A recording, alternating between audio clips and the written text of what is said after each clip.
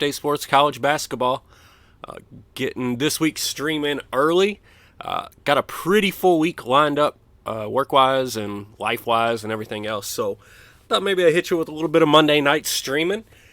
Get Season 2 with these North Carolina Tar Heels underway. In the last stream, we actually went a little bit further than normal. Went through the whole season, and then we went ahead and did our recruiting. So, while Chris is putting out the good word, while people are realizing that we're up and live, because as always, I usually do these, I always do these completely unannounced and out of nowhere, so nobody's ever prepared, including me. But while we put out the word, while people realize we're up and at 'em, let's take a quick look over our roster. So, anybody that was around last time, you remember Terrence Minor? He was on the team last year. He was the only player that I actually cared for that was on this team when I took it over. So, he's back. He's a senior now. He's looking like a fairly decent point guard. We've got a couple of freshmen in here, Anthony Gunn and Jermaine Newman. We've got Brian Joyner, the freshman shooting guard. We brought in a JUCO shooting guard, Bootsy Gunder. Great name. Well, anybody named Bootsy, gotta love it. The good word, the Church of Cards. yeah, send out the good word, my man. Anybody named Bootsy automatically gets bonus points as far as I'm concerned. Here at small forward, Chris Randolph, the other scholarship player that was on the team when I took it over, he's hot garbage. We'll most likely be leaning on Shea Thornton at that position. Although we do have Alan Dunn, who was actually pretty good last year. So we could lean on Alan Dunn a little bit, let Shea Thornton come off the bench. And then we got Eric Tice at the 4, looks solid as could be. Ivan Ross should be good. Mike Rose, we'll see what we end up doing there at center. As we continue, we're two minutes in. As we continue to amp it up, get the word out, let everybody know what's up. Let's take a look at this recruiting class, guys. We signed the number 1 prospect in the nation, the Indy Elite MVP, Sarath Vaca.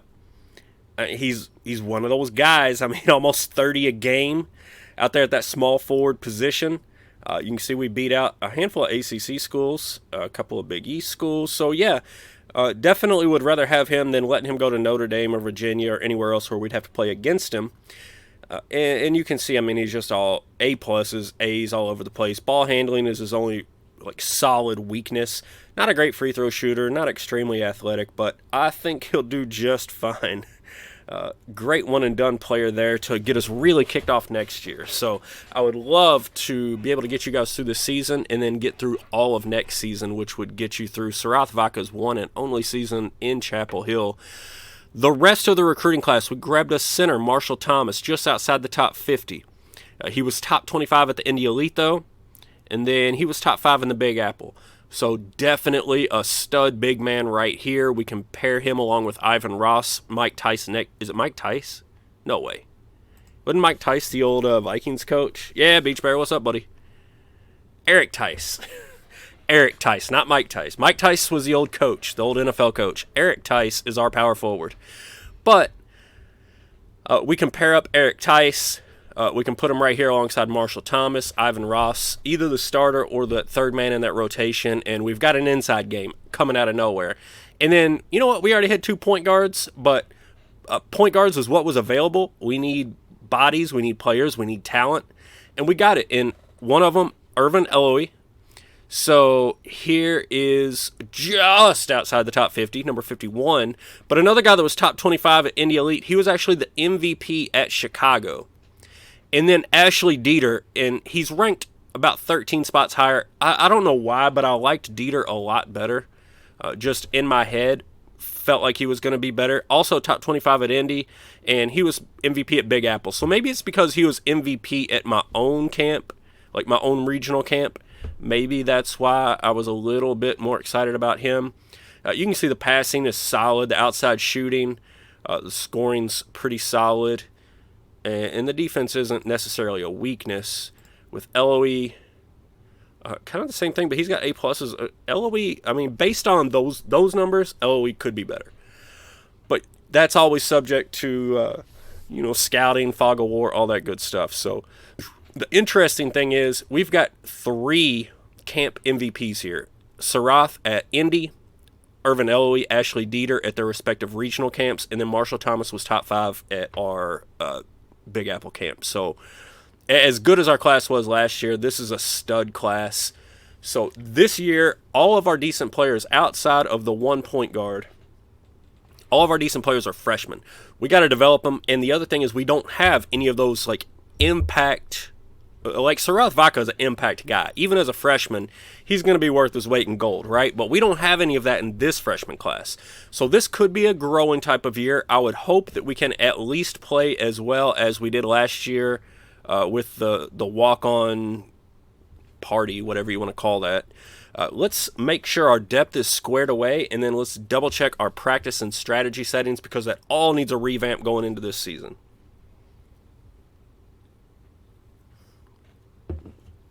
Now, I actually like everything about this starting lineup except for one thing, the center position. I'm not so sure D. Miles. That's got to be one of these. Yeah, Derek Miles, he was one of these walk-ons. He's a junior.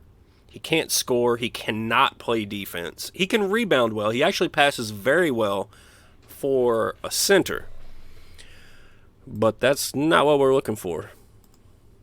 All right, first let's square this stuff away. Motion and triangle, we got that set up. We got our zone set up. We want to move into that 1-2-2 zone. A little bit of man, a little 1-2-1-1 press. I think I must have actually set this up last time. So motion, triangle, defense, yep. So all of that is already real good and set up. We just need to fix this depth chart, and then we can get cracking on this season. Now, do I want to go with Ivan Ross or do I want to go with Mike Rhodes? Let's take a look at the roster. Let's see what these guys have actually got. So you can see, if you just look at scoring here, right, who jumps out at you? Well, Joyner, Bootsy Gunder, Shea Thornton, Ivan Ross, and Eric Tice on the inside. So this is all of our freshmen, honestly. Gunder and Joyner are both really defensively. Terrence Minor can hold his own a little bit better than Joyner defensively. He's also got much better passing, so we'll let Minor hold tight at that point guard position. After that, I think I want to go Bootsy Gunder. I want to go Shea Thornton at the 3 over Alan Dunn, right? Let's see. You highlight one. If you click on one and then just move your cursor over the other, you can get the dark paneling over both and compare them. So Alan Dunn, the better jump shooter. Thornton, the much better scorer. Thornton, the much better defender. Yeah, so we got to go Shea Thornton there at small forward. And then I think it's Ivan Ross. So we're mostly going to go with our freshmen, except for, Chris says North Carolina. Isn't that, yeah. Well, they got to raise up, take their shirts off, swing them like a helicopter. Somebody out there's got to know what I'm talking about, right? We're going to go with a heavy dose of our freshmen here in the starting lineup. That's 1, 2, 3. 3 of our freshmen, 1 of our JUCOs, and we'll let Minor stick around in there. After that, Joyner, yes. Mike Rhodes, I think Dunn over Randolph, certainly. Rhodes over Egan's.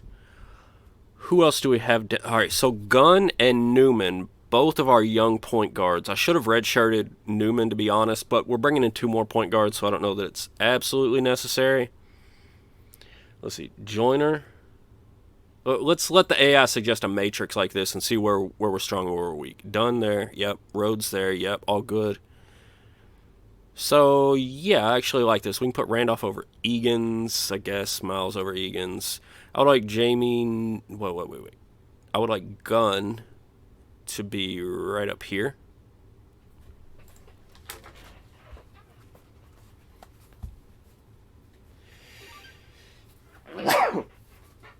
Excuse me there. All right, yeah, I think this is the way to go. We can get Gunn a little bit of playing time here as a freshman, get Joyner on the court. This looks all right. We can actually move him up there. Ahead of all these walk-ons, that's fine, and with all the guys getting minutes. And this looks like a good lineup to me, so I'm ready to do it. The matrix should be accurate. We're ready to go. So right out of the gate, we got Wichita State at home. We're going top 25. straight out of the gate, coming into the Dean Dome, what do you got with this team full of freshmen? First of all right, so we're starting a JUCO and 3 freshmen. Yeah, I wanted to make sure that offensive set usage was 60. I don't like to take it too much lower than that ever, although this is one of the cases. I mean, we got 4 guys that are first-time starters, so this is one time when I would definitely consider it. Well, actually, the other thing is we're totally switching up offenses. We're going motion and triangle. So if Minor, if we were still running that flex shuffle, maybe even the 5 out, which some of these guys are familiar with, I would leave it right there, especially for Minor, who's going to get heavy minutes. But even he's going to be playing new offenses. We're going to drop that all the way down to 50, which I would even consider going lower. But we're going to try that out. We'll see how it plays out. We'll give it 5 or 10 games. If it's not going well, we'll drop it further. I'm not going to increase it this season, I don't think, unless they get much more proficient as the season goes. But let's see what these freshmen do. I don't expect anything spectacular this season. I'd love to win 20 games and make the tournament. That's my goal. Get to next year, and next year is going to be real fun. So right out of the gate, boy. All right, good news is we beat them. We beat them at home. Bad news is after the win, what's up, Breeze? We are so similar to what was happening at Missouri. We're in that class of players where they're good but not great, and that's where you see a lot of these attitude issues. So Shea Thornton and Ivan Ross are still arguing with each other. We had some earlier team incidents in the last stream that I wasn't very excited about. So let's see here. All right, he's going to work on it. I appreciate it there, Shea. Ivan, can you also work on it, please? You might be. All right, he is also going to work on it. So far, so good. I do expect that to be an ongoing thing, though. As long as we're in this caliber players, it's just going to keep popping up. I don't know what it is about these tweeners. When you're trying to get really talented players that aren't like the blue chip elite guys, this just always seems like an issue.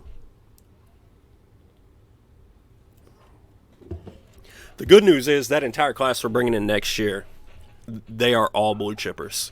They're all top 25 at Indy. There's not much to worry about there. All right, now we're going to go on the road against what's usually a good Xavier team, but you never know what's going on here with their roster. So let's see what we got here. Tar Heels and Xavier. Guys, if you're just jumping on, you'll notice we're a little bit further than we normally are because I got the recruiting out of the way in the last stream. All right, tough one on the road, but again, it's freshmen, and Shea Thornton got hurt, so let's hope that's not bad. But yeah, we got the recruiting out of the way last stream.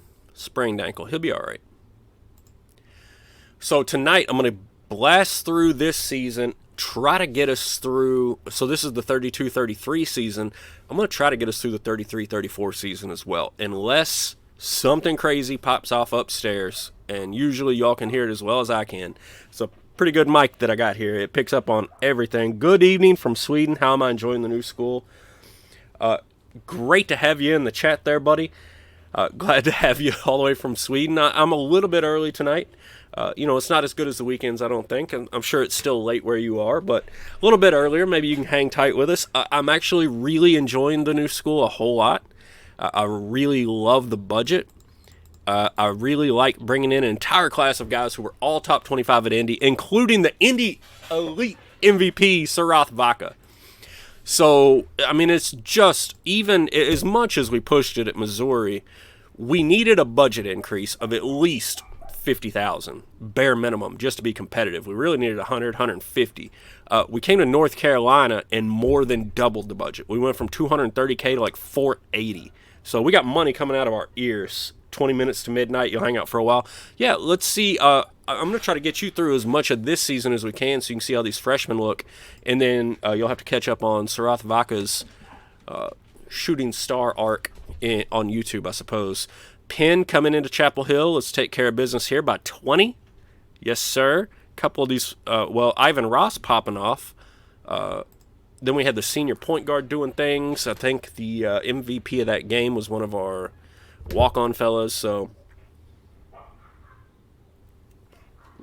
for a team full of walk-ons, money don't grow on ears. Yeah, you never been to Chapel Hill, have you? Show up dribbling a basketball in Chapel Hill with with like your India Elite MVP shirt on, and see if money doesn't start growing out of everything you can think of. It's how they do it in Carolina. Similar thing would happen if you showed up in Lexington, Kentucky with your, basketball paraphernalia. Some places money just comes out of anywhere. Lawrence, Kansas. So let's see now. We got a decent, traditionally decent UC team, but coming into our place, we've already taken care of Wichita State. Let's see if we can hold down this home court. Oh, we're doing more than holding down the home court. We're taking care of business. Terrence Minor, the one guy that we had. I mean, talk about how quick you can turn around a team, how quick you can build up a basketball team, even with just one senior point guard. We are going to miss him. I mean, granted, we brought in a couple of great point guards. We've got 2 more coming down the pipe. But we are going to miss him. I mean, you cannot replace senior leadership. I thought Kentucky lost. I read that backwards at first. All right, Kentucky won. Whatever. We'll get to them at some point, hopefully. It's always nice to get. We ought to get a North Carolina, Kentucky non-conference thing going. Of course, you can't really mess up Kentucky, Louisville non-conference, but if we could find a way to sneak them onto our schedule here soon, I'd love to beat up on them. In real life, those 2 teams always seem to find a way to play every couple of years, right? So, all right, so we got Larry Bird, alma mater, Indiana State Sycamores coming into North Carolina. Woo, still taking care of Bootsy Gunder, my boy, the JUCO. I don't often reach out for JUCOs, but, I saw Bootsy, and I thought, you know what? We got to have that guy on our team, and he is taking care of business. Dude can score. I need to double-check his profile, see if he don't have the bucket getter attribute, because he's just dumping points every couple of games. It's not consistent. I mean, the dude's still learning the offense, but he just dumps in the points. When he shows up, it's game over. So I actually think, given that we're at, 50% on our offensive sets, we're scoring pretty good. So I think we're in the right bracket. We're in the right area as far as how often we want to be running our sets versus how often we want to be setting these players loose, because they're still just learning. And then we can keep an eye on it as it goes through the season. Now, as I say that, we got a BYU Cougar team coming in that's undefeated. They've already won their only game on the road. Oh, Duke on the road lost to UC, so that's an interesting result early in the year. But let's see if we can hold. I mean, the home court guys, we've had UC come in. We've had Wichita State come in. They're traditional powers. BYU's actually undefeated, though. They're actually coming with something. So let's see what we've got here. Nothing. They came in and embarrassed us on our own home court. So that's the thing. Maybe some of these other teams weren't great. Maybe they're a little bit overrated. But, I don't expect to go undefeated with a team full of freshmen. I just don't. We're going to get a little bit of a reprieve here against Central Michigan, and then we got to go on the road against Jay Wright and the Villanova Wildcats, number 6 in the country, 6-1. So that looks like an ugly one. Let's keep winning the games. Now Kentucky lost. Losers. Suckers. They're 4-3 on the year. How are they ranked? We got Central Michigan, then we got that Washington game coming up, both those at home. Hopefully we can hold down home court against the bad teams and the average teams. And, like last year, pull out some surprises and, sneak our way into that tournament. Hopefully this year it's not a play-in game type situation like it was last time. All right, so the Chippewas of Central Michigan coming on in.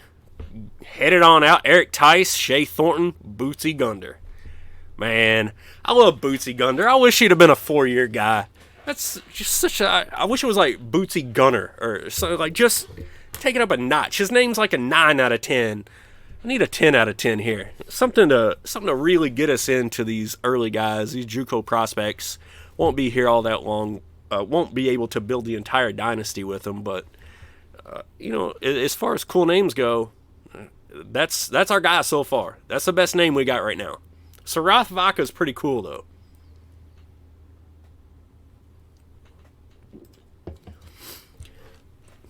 All right, so we are pushing on through this first season. We're getting into December. We're only 20 minutes up in the stream. We're pushing on through December. Going to try to get you a season and a half in, get you all the way through that 2033-2034 season before I go offline tonight, if at all possible.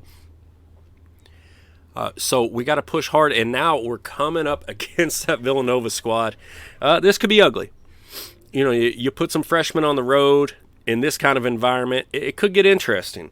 Let's keep an eye over here, make sure we're not having any more team incidents. So far, so good on that front. I think I went a little bit too quick there. Sometimes if you go too quick right there, it fails to load. All right, no games today. Oh, we got to go to the 19th. We got another week off. So let's stretch out. Anybody in chat got anything to talk about? We got 7 days to sim here. Yeah, I guess. Louisville, Kentucky game. All right. Let's see if the Cards can get it. Let's actually hold that up. Let that be our last result. We'll emphasize it a little bit. See what happens here. Battle of the Bluegrass, baby. Let's get them. Let's get them, Cards. All right, Louisville headed into Rupp Arena. Oh, and they took him. Jonathan Parker with 24 points. They went into Rupp. You're always playing, 7-on-5, 8-on-5 in Rupp. Those stripes. When you go to Rupp, if you ever look real closely, like, you know how the ref shirts are like black and white. They still got the white stripes, but the black is more like a dark navy blue in Rupp. They definitely have a significant home court advantage there in Rupp Arena, but Louisville just said, we don't care what you're doing. My man drops 20-something points, ran them out of their own gym. So Kentucky getting beat on, that's always fun for the stream. It's always, it's good for your health, actually. Lowers your blood pressure, cholesterol, all that good stuff.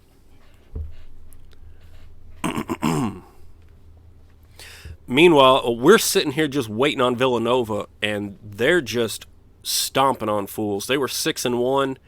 As the game gets closer, they've moved all the way up to 8-1. So this is going to be a tough one. Young team on the road. Let's just use it. It's a learning experience. Don't get hurt. Get in, get out. Keep the team intact. Don't have a team incident or some nonsense. Like, go in there, play ball, go home safe. Okay, Eric Tice. Ooh, look at Eric Tice with 12 and 13. Oh, boy's balling so far. Yeah, Lexington's a really weird town. The interstate doesn't go through it right. You get into Lexington, like there's not a east-west, well, there's no interstate at all that goes all the way through it. You got to get off New Circle Road and drive all around. It's just a weird little horse farm town. With a really prestigious basketball school popped right into the middle of it. So, I don't know. They're also really coming up in football right now. Their recruiting in football they've been a joke in the SEC for a long time, but the joke's just about over the way that they're playing it, bringing in players on the gridiron. So now we got Washington at home. So hopefully they look like an all right. Oh, no. This actually is not at home. This is on a neutral court in a tournament. So Lexington does have pretty bad traffic. I mean, the worst in the state, in my opinion, because of the interstate thing. Like, you just have to get off. You got to go around New Circle Road. Like, who designs a city where an interstate can't go straight through it? You can't eminent domain your way through that or anything. You just got to get off New Circle Road and drive around through all this nonsense. It's dumb. And all the trucks have to do it too. All right, let's see what we got on a neutral court against a Washington Huskies team. Woo! I'm telling you, Eric Tice is throwing it down in the early season. Is this a Final Four run? No, Mustard Floggy, this season will not be a Final Four run. This season, we're going to work to make the tournament, try to make a second round. But I'm going to try to get you a full season and a half tonight. And next season is very much a Final Four run possibility. Let's see what we got here on a neutral court against Utah State. Oh, we're taking them down. Bootsy, my man. So we are playing very well. Random Test says can't get rid of Henry Clay's lawyer bar. Good old Henry Clay. Oh, look at Missouri doing stuff and things. Nick Polybank. I know that was one of my dudes. All right, so now we get Ohio State in what I assume is the final of this neutral court tournament, and they take us down. All right, so Eric Tice still played good well. Mike Rhodes is playing really well. Oh, okay, yeah, Pittsburgh, this is one of our regularly scheduled games. This is on the road. This one could get ugly.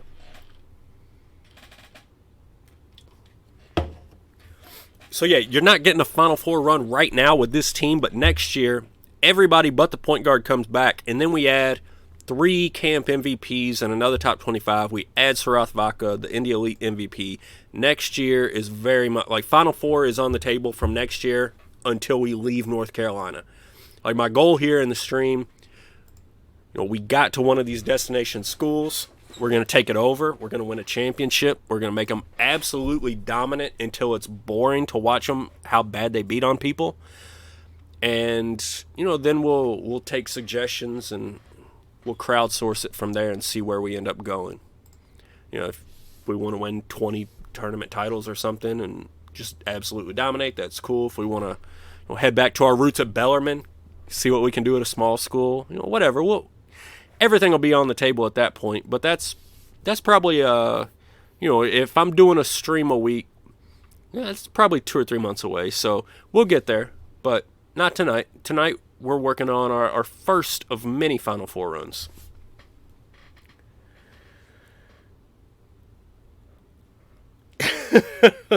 He said he's itching to play himself. It's midnight in Sweden, and we got him pumped up, ready to play a little bit of Draft Day Sports College Basketball 2021 at midnight over there. Now we got Notre Dame coming in. Mustard says you left Mizzo. Yeah, I did leave Missouri. I left Missouri for the doubled budget because it allows us to recruit nationally. Missouri refused to increase our budget. We couldn't get above $230K, and so we couldn't recruit outside of the Great Plains region, which really limited us because the talent ebbs and flows between different regions and different years, and it was really starting to become an issue. Oh, my word. Look what Ivan Ross did to the Fighting Irish. My goodness. Florida, a 3-9 Florida Atlantic team just walked into Rupp Arena and smacked around Kentucky. That might be my favorite thing of the entire stream. Yes, sir. Nice game to the Florida Atlantic Owls. Derek Harrell, Rasheed Wren, and Adam Daniels stomped Kentucky out of their own cow barn. That's fun. That's always a good one. All right. So we're 8-5, 1-1 in conference. Now we got Virginia Tech coming in. We're going to hold our own here, guys. I think we're going to be in slightly better position, actually, than we were last year. It feels like we're a little bit better off. Let's see if it actually plays out. I think that we are. All right, nice work. Ivan Ross, Shea Thornton, dropping 24 between the two of them. Ivan Ross again crushing it on the glass. Yeah, Random Task likes to see it too. It's just fun to watch Kentucky lose. I don't know. For me, watching Kentucky lose is like when anybody else in the entire country watches Duke lose, right? It's always fun watching Duke lose. It's always fun watching Kentucky lose. It's fun watching the Yankees lose. It's fun watching the Cowboys lose, if you're not a Cowboy fan. There's just certain teams. It's fun to watch them lose. And Kentucky's certainly at the very top of my list. Ohio State. Anybody in the Big Ten. Fun to see Big Ten teams lose, right? Assuming Chris is in chat. That one's for you, Chris. I know Chris can't stand him some Big Ten, especially Michigan State. He loves to see Sparty lose, as long as it doesn't involve Mo Pete. All right, so now we got to head into Virginia, both 9-5. This will probably be a tough one. Always tough to win on the road, especially with a team full of freshmen. But we got a lot of talent, so let's see. We could pull one off. I doubt it. Okay, 8 points, not bad. Ivan Ross is really looking promising. Eric Tice, Shea Thornton. So all those freshmen really paying dividends so far.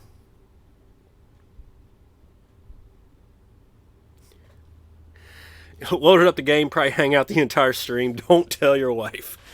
That's the only bad thing. I'd love to sit down here and not tell my wife anything, but I got to tell her everything all the time because she's the one that's got to corral the kids upstairs and make sure they don't come down and interrupt. Not that having an assistant coach on the stream is the worst thing. It's been a while since we had an assistant coach join us actually, but I don't get to hide on the stream nights at least. Not every other night of the week, I knew a Big Ten joke would pull Chris out of the shadows. I knew he was on here just being silent, everybody else keeping the conversation going, but I knew a Big Ten joke would pull him right out into the spotlight. And there he is. One word about laughing at the Spartans, and he's front and center. All right, 9-6, 2-2 in conference. We're at home against Florida State. So let's see, can we defend our home court against these teams? They look like, probably good teams, probably NCAA type of teams. I can't say for sure they'll be in it because I don't know what kind of out of conference they played, but this looks like a decent team, and we take care of business. And again, it's Ivan Ross, Eric Tice, and Terrence Minor. Oh man, I'm really liking this team. Making wings. Oh, that sounds good. We got one of those air fryers, so my wife makes wings, like homemade wings every now and then. It's definitely good stuff. All right, so now we get the Virginia Tech Hokies on the road. So they're 8-6, but if you saw, they're like 1-4 in the ACC, 1-5, something like that. They're not having a good ACC season.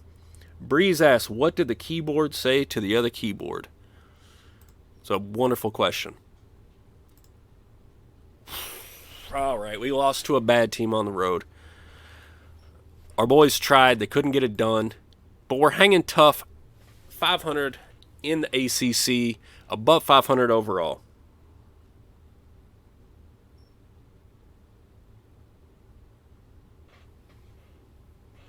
You're my type. Oh, my word. Oh, hear the collective groans from the chat there, Breeze. Although Chris had a good one. Although I think that's a... Oh, shoot. Who is it? I know it's a song, right? That's shoot. Billy... No, not Billy Idol. Maybe Billy Idol. Is that Billy Idol?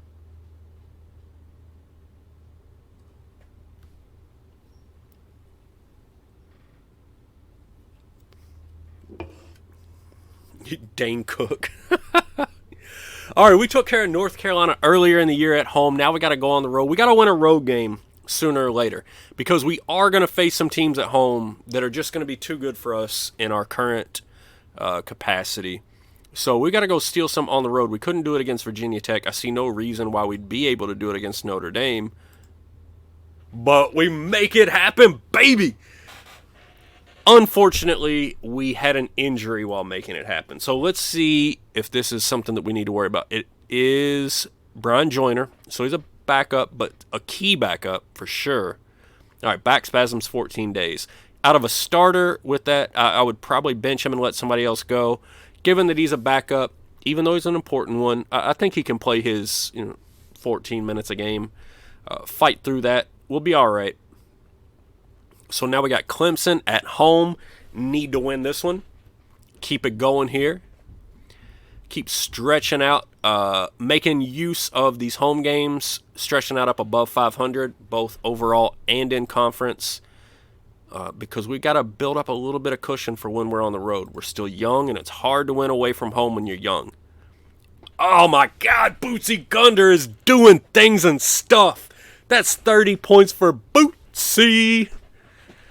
My goodness, the JUCO. What kind of idiot doesn't recruit JUCOs? Might be a thing that I usually don't like to do, but in this case, it's worked out brilliantly. Bootsy Gunder, my man. All right, on the road against BC. Probably another toss-up, probably another tough one to win on the road. And that's just going to be the story of the entire year. Even against bad teams on the road, we're having trouble. As long as we keep winning at home, we can survive that. But I'd love to steal one here. Yeah, baby! Ivan Ross says, you want to steal one? I got 21 for you. I got 7 rebounds for you. Let's do it. Ivan Ross coming to play.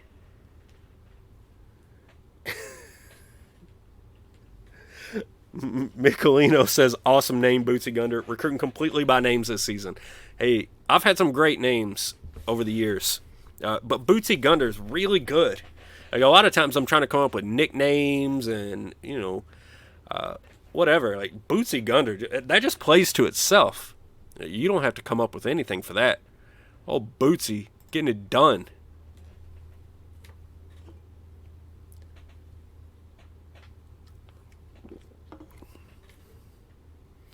We're almost through January here, guys. 35 minutes into the stream. Now we got... who's coming into Chapel Hill now? All right. So, playing the cards. I hate to see it, but we need the win. Sorry to say it, we need the win. Louisville, you're looking good. It's all fine and dandy. We needed the win, baby. We needed the win. That's 23 points over Louisville. Oh, my word. These freshmen are out of control. You thought our walk-ons last year were good. Look what these freshmen are doing. And I hate to break it to you, but the next class is even better. The next class is even better. I mean, the only thing that's stopping us is like transfers or early declarations or something. No, you're right. A guy like Bootsy Gunter doesn't need a nickname at all. It's just like Michelino. I don't know if you're in CBGM. There was a dude in there. Unfortunately, grades were his undoing, but Vegas Bruce, coolest name I've ever heard in my life. Vegas Bruce, would have loved to have had him. A lot of people would have. He's a great player, but unfortunately he's not very good at taking SATs. So the Cavaliers coming into Chapel Hill 2-7 in the ACC. We need to keep winning at home. Oh my God, and we give one away against an awful Virginia team. So that's why we need to steal one on the road, because sometimes you just go brain dead. All right, please tell me we're not going to do the same thing against Wake Forest. Yeah, Mustard Floggy, this is definitely a tournament team.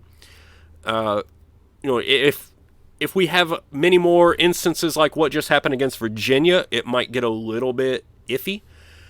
But I don't think that it should. This should be a tournament team. It's very talented. It's just very young. Like this team, if you just took this team and nobody else and made them all seniors, and Bootsy Gunter graduates, the point guard graduates, and you just take the freshmen that I brought in as juniors and seniors, they should be making Sweet 16, Elite 8 pushes, that sort of thing. As freshmen, it's a little bit difficult. Keep in mind, we're running a completely new offense and defense, so even our upperclassmen are running new offenses and defenses that they're not yet familiar with. So that makes it a little bit more difficult, and we can it's a good time, now that we mentioned that, to take a look. So if you remember earlier in the season, these were all like 25s on all of these offensive categories, and now they're pushing, high 30s to low 40s. So that's not bad. We could creep up to 55% here. I don't want to take it too much higher.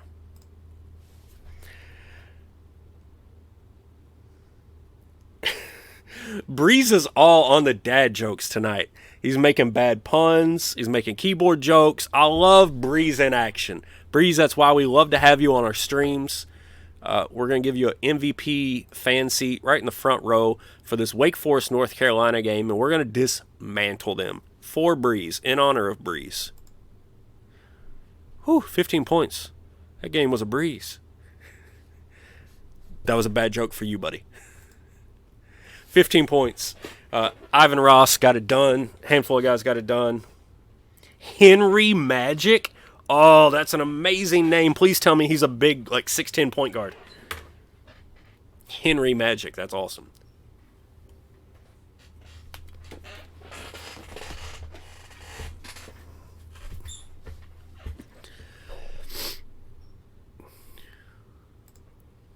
All right, we got a couple of tough ones coming up now. Now we're hitting the meat of the schedule. We got a number 11 ranked Syracuse team coming in. Then we got to go on the road at Duke, 17-6. And then on the road at NC State, who looks a little bit average, but we have not done anything on the road yet. So, a tough little stretch for us. But we're 8-4 in conference. So, if we can just win one of these three games.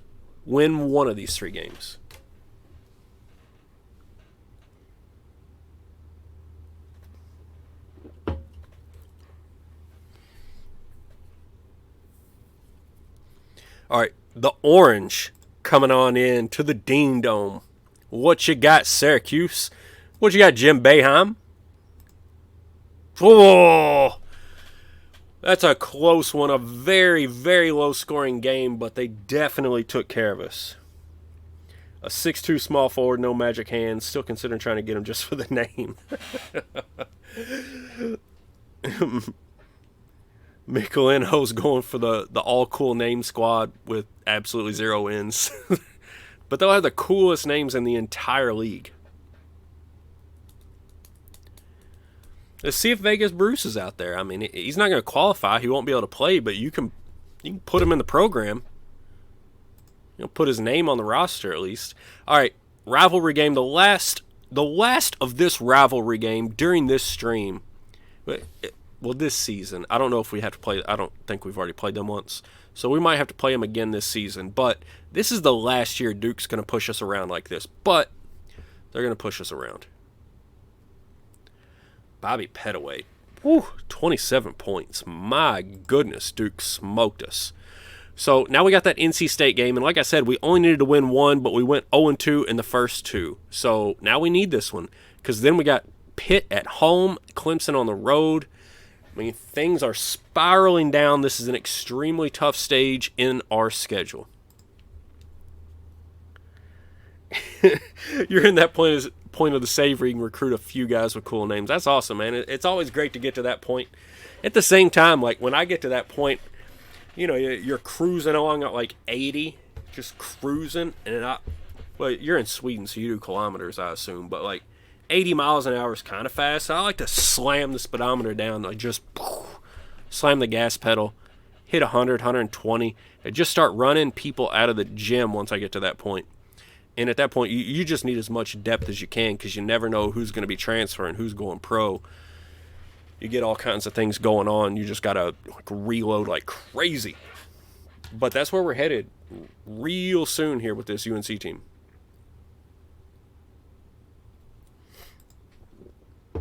All right, we need to pull an upset. Well, not an upset necessarily, but just a game that we probably shouldn't win. And this is a game we probably shouldn't win.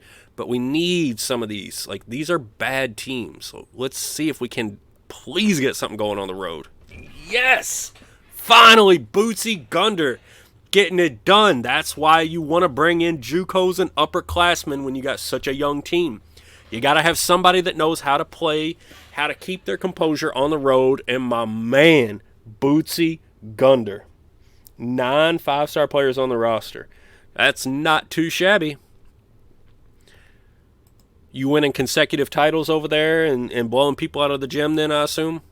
I know you've seen what I've been doing in the Let's Plays. All right, now Pitt coming into the Dean Smith. They call it the Dean Smith Center? I thought it was the Dean Dome. Is that what it used to be called or something? Did they change it? All right, let's see what we can do here against a top team. These are the kind of games you can pull off and shock somebody.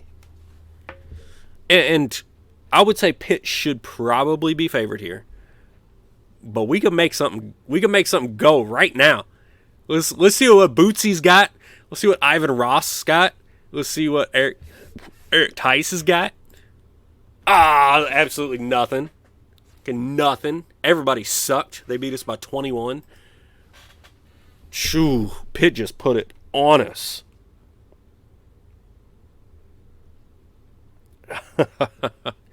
The trick is, if there's another school that keeps on beating you like that, you got to take the players they're trying to recruit. Just take all the best players. That way they're on your team and not theirs. You never had to play against them that way. I found one good tip is recruit the Indy Elite MVP every single year, and then nobody else ever gets them. So, if you can pull that off, you're good to go. All right, toward the end of February here, we're 16-11 overall, 9-7 in conference. So even with the rocky schedule, we pulled out the game on the road there at NC State. That was a huge help. Now let's see if we can maybe grab another one at Clemson, which would just be, it would be so important. I don't want to get greedy here, but I would love to win this game at Clemson. I think we're a better team than they are. It's just, on a neutral court, we'd get them. On the road, we gotta count on my man Bootsy. He dropped 14. Terrence Minor had 16. But we couldn't quite get over the hump there, so now we're almost back to 500. And there's just nothing on the horizon but road games. We get this game at Georgia Tech, our last home game of the year. If we can win this, it assures us a 500 record in the ACC, and then we get these two very losable road games. So we could very much be 500 in the ACC once again. Yeah, I know, really great advice, right? Just get the best player in the entire recruiting class. Who would have thought? Recruit the best player. Stunning advice. I'm surprised. I'm going to have to start charging for these streams. The Georgia Tech Yellow Jackets coming into the Dean Dome. I'm calling it, shoot. And we lost it. That was a very, very winnable game. We should have won. So now we get 2 games on the road to try to salvage a 500 record. And if we fail, then our tournament chances, our NCAA tournament chances are very much in question. So they shouldn't have been, but it was a very tough conference road this year. And we just could not, we couldn't steal enough games. We won most of the games that we shouldn't have, but we lost that one against Georgia Tech, and we lost one earlier in the season. I forget who it was to. Virginia, I think. Totally embarrassing. So 2 embarrassing losses. We only got the 1 big win against NC State, and that's the reason we're 1 game on the wrong side of 500 right now in conference. This is our best shot on the road at Florida State, even though it's not a particularly good shot. Ooh, look what Georgia Tech did to Wake. Wow. Really? Louisville beat Syracuse at home. All right, so we couldn't get past Florida State. So this is all going to come down. We're going to have to do some work in the ACC tournament.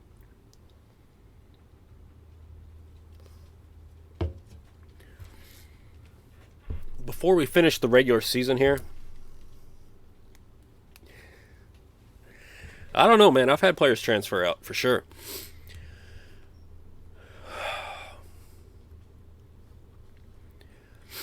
Before we finish off the regular season, we are going to take a look at the bubble watch, and I would imagine we might, as of right now, we might be just on the outside of this bubble watch. Yeah, we're actually a ways out of this bubble watch, so this certainly should have been an NCAA team, but things broke poorly for us so far. If we can't get it done against Miami, then we need it. At least, I would say, 2 games in the ACC tournament. Of course, a win on the road against Miami would be huge. But we just had too many down games this year without any up games, you know what I mean? Like, I'm shocked that we couldn't upset some of these ranked teams at home.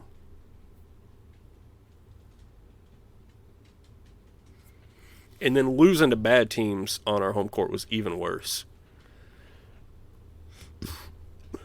All right, let's see what happens here. UNC on the road against the Miami Hurricanes. Still can't get it done. Can't get over that hump for anything, guys. So that was the regular season. As of right now, it's looking like an NIT bid. But now we get to head onto a neutral court. We should have a reasonable first-round game. And then we got a chance to shock somebody in that next round, ideally. And if we do that, we're in the tournament. I'm calling it now. We're 2 wins away. Let's see. Take another look at the strategy page here. So we're creeping up over 40. Creeping up. I'm going to leave it. Yeah, we're going to leave it where it is right now. I was trying to see if I can just get get more and more offensive sets. I feel like your players can freelance better at home, and when they get on the road, the more structured the offense and defense are, the better off they are. So that's why I feel like a team full of juniors and seniors where you can be running like 80% offensive sets I feel like that's going to perform better on the road than this freelancing stuff. And maybe that's just my theory, but...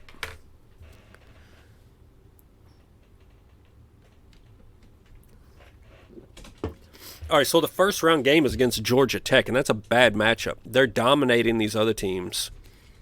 I'm pretty sure that's one of the two teams that beat us at home. So out of every ACC team imaginable, outside of Duke and Pitt, this might be the third worst matchup for us.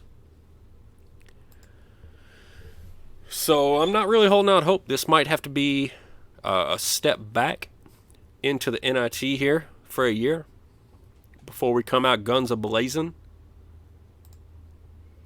But, you know, let's not count us out before we're actually out. Look, Louisville just barely scraping by Virginia. Like, I would have rather have played any of these. Look, we got Virginia Tech, Wake Forest, Virginia, Louisville, all these teams that we beat, that we did well against, and we got to play Georgia Tech. It's a bad matchup. Chris says we should have stuck with our walk-ons. You know, I think you're right.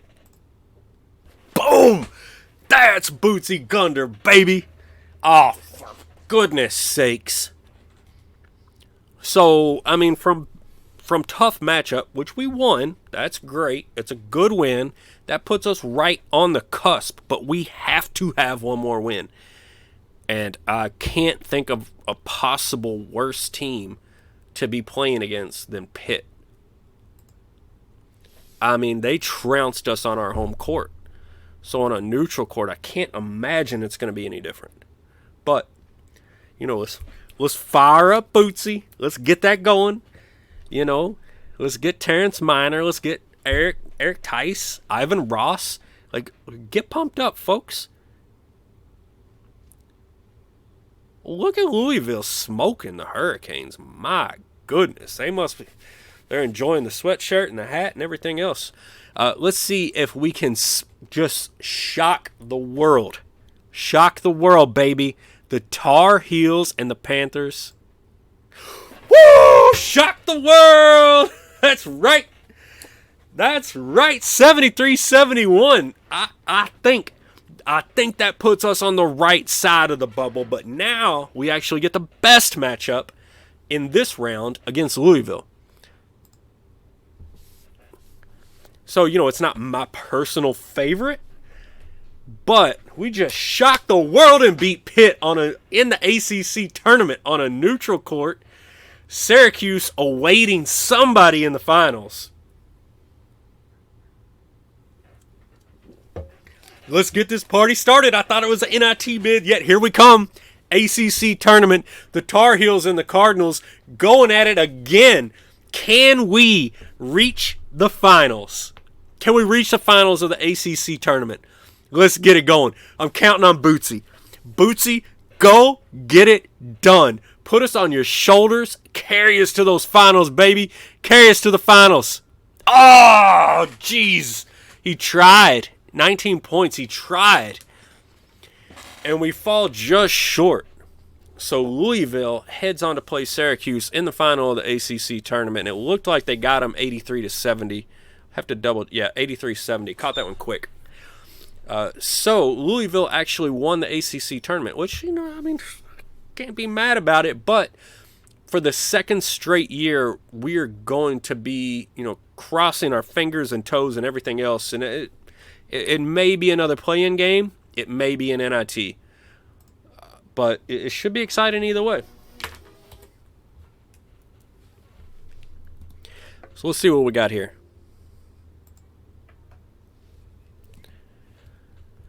The win over Pitt is huge. That's such a quality win. That's got to get us on the radar, right?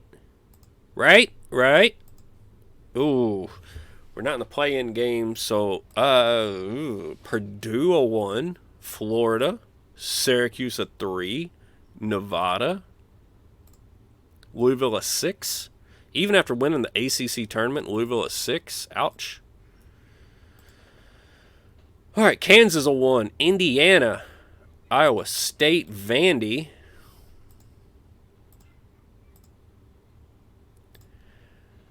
Pitt grabs a 1. I mean, we beat a 1 seed in the ACC tournament. You got to give us a 12. Give us a 12. Miami's in. Dayton's in. Arizona. Ugh. All right, now it all comes down to Salt Lake City. Missouri, I don't know how they got there. Somebody must have built them right. Missouri grabs themselves a 1 seed in Salt Lake City. Duke, Tennessee, Wisconsin, Washington. Oh, it's looking awful, and we're out. So NIT bound, which is a shame. Oh, and Craig Edwards finally decided to come. So, you know, we take the good with the bad. Nobody declaring, obviously. Anybody from Missouri declare? No. Louisville's point guard declared. All right, so we add a little bit more into this recruiting class here with Craig Edwards. Craig was top 5 at Big Apple. So another big man to add into the mix. So we're getting deep. We got all the guards. We got all the big men. I don't know if we need swing players or not, but it's getting deep in here for sure. So let's get through this NIT. We ought to make some noise. We should have been a borderline tournament team. We didn't quite make it. Hopefully we make some noise here in the NIT.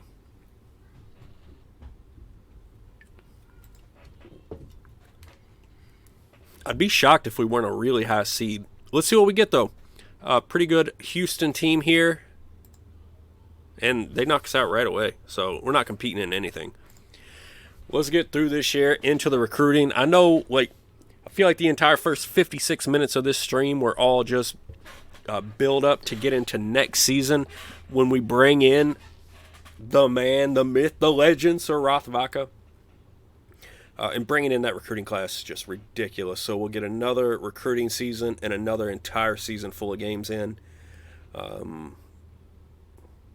long as we don't get fired here. I mean, as long as we don't get fired here, we're good to go. I don't even know what our goals were. Sweet 16, that didn't happen. Top 3, no. 15 games, barely.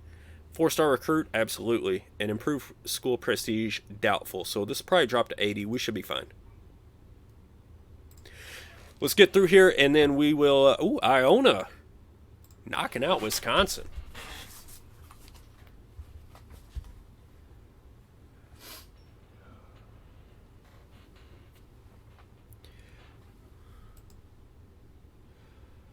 Michigan State barely holding on. That was in some NIT or something. That wasn't the NCAAs. Oh, I thought I was going to sneeze. It never happened. Louisville's just playing out of their minds right now. I think Florida got them. No, Louisville's still going. Jeez. They're on fire in the postseason. Can they get past Nevada and into the Final Four? I think they did. That was Saturday. Let's get through the Sunday games, then we'll take a look at the NCAA tournament overall, see where we're at.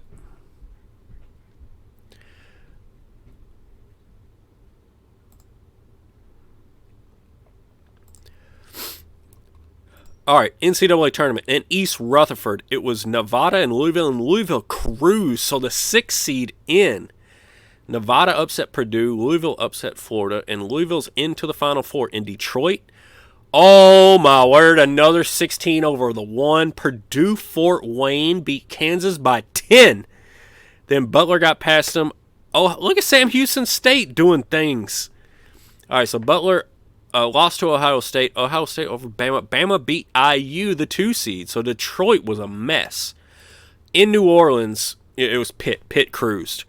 UCLA lost to Boston in the first round. The 15 seed tried to make some noise. Arkansas, though, covered them up, got all the way out to the Elite Eight, couldn't get past the Panthers. And in Salt Lake, Missouri fell in the second round of Florida State. Florida State made it all the way to the Elite Eight before Tennessee knocked them out. So Tennessee headed to the Final Four. So your finals, Louisville, Bama, Pitt, Tennessee. Pitt has to be the prohibitive favorite here, but Louisville is on an insane hot streak, and obviously they are the home team favorite. So let's see if the Cards can get it. What seed was I? I was a 1 seed, probably, in the NIT. I was in the NIT. I didn't make it. It should have been a tournament team. We dropped a couple of games that we really shouldn't have, and then we were right there on the cusp. Huge upset over Pitt in the ACC tournament. I thought should have gotten us in, at least to a play-in game. I mean, we had to be one of the first 4 out. But you lose at home against Wake, you lose at home against Virginia. Things happen. Those were bad teams. We should not have lost those home games.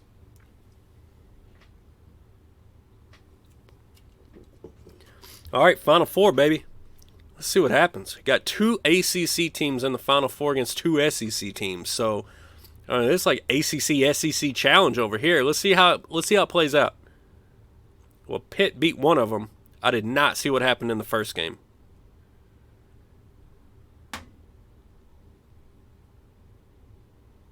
Louisville, they're on fire. Louisville and Pitt for the championship. And this has to be Pitt. They're just too good. Yeah. Louisville, though, with a good, honest run there. Real nice run for Louisville.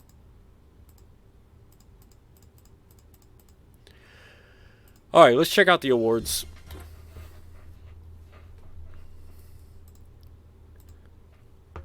All right, Tennessee, Pitt, Jordy Dye, looking good. Tennessee, Miami with the Defensive Player of the Year, okay. First team All-Americans. I mean, this is not the ACC. This is entire association. Syracuse, Pitt, Miami just taking it over. Lucas Saraville, I think Lucas was one of a guy that we recruited. Must have been last year. And then the second teamers, Kansas, Wisconsin, Cincinnati, West Virginia. Okay. Check out the ACC. See what we got here. Second teamers. A couple of Louisville guys. Bootsy Gunder, a second teamer, baby. So right out of the gate, getting up on the board. All conference. Second team, Bootsy Gunder.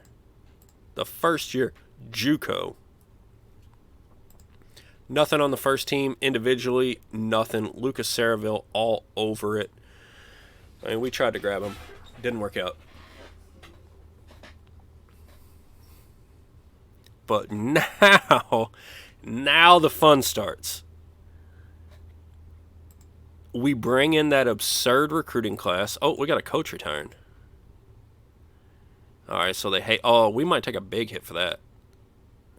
We actually increase school prestige by going to the NIT and losing in the first round. It must have been because of our success in the ACC tournament.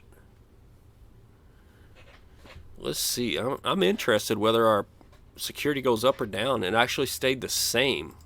Okay. Crazy. But we'll take it. Head coaching jobs available. I mean, Michigan. Tennessee is a 4.5-star school. Okay. Indiana, 4 stars. Indiana's a cool school.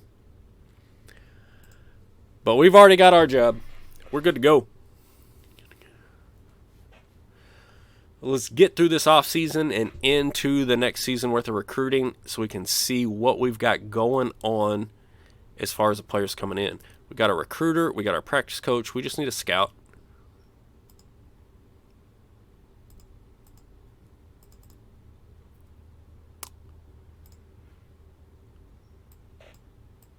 Let's see if he'll come in for like 25. Oh, J.D. Luster. See what we got.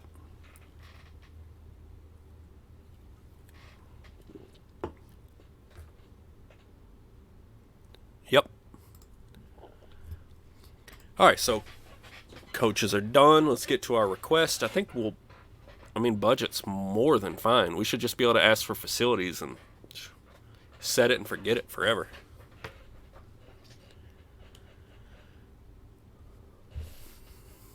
Yeah, we'll get through this off season, and then we're reloading and revamping and cracking down on this 2033-2034 season coming real soon. I'll probably run up. I'll get to the end of this season when we do the off season processing. I'll take a quick break. Carl Edwards signed, good to go. Upgrade the facilities. Come on, baby, give me some facilities. We need new locker rooms. New locker rooms for the boys. Yeah! Approved. Let's see what that gets us to. We're up to B plus in facilities, so we're making progress there. We'll get to A soon enough. But that's the end of this season. Guys, it's only a half season. The stream's nowhere even close to over. We'll probably go another 2 hours, give or take. I'm going to hit advance. I'm going to run, hit the restroom, come back, and we're going to get popping into a new season. So let's get this processing, and I'll see you in 1 second.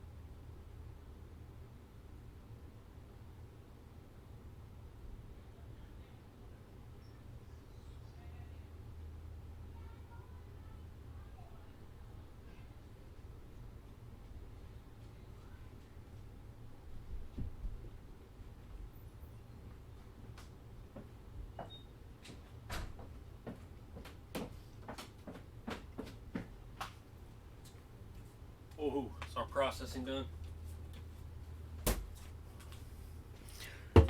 Let's see where you beer. No, it was a restroom run, and we were just trying to get through the off-season processing. So, only 2 scholarships for next year.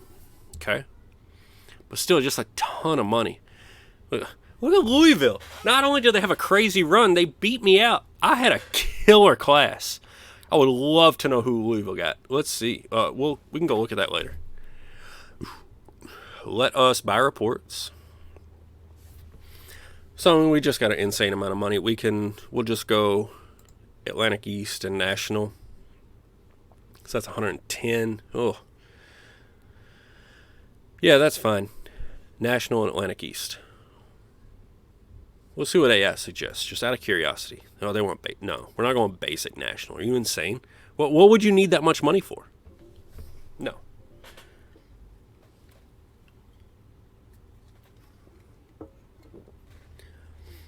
All right, before I look at the roster and dive in. Oh, Anthony Gunn is transferring out, so he was one of our talented point guard prospects. That's unfortunate. All right. Well, no worries there. You know, I'm still really trying to... For now, I'm going to skip these sessions. That gives us 3 scholarships. That's not a ton. We're still trying to build this team. I don't want to bring in a transfer now and have that. Just not what I want yet. We can get there eventually, but not today.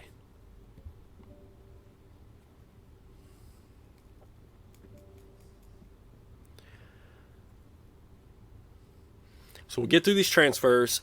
We will get our summer travel taken care of, which we should go to Indy and every regional camp. Then we need to set up our list. But in between there, after we set up the summer travel, that's when we'll take a look at the roster. And I cannot wait to see this Vaca kid.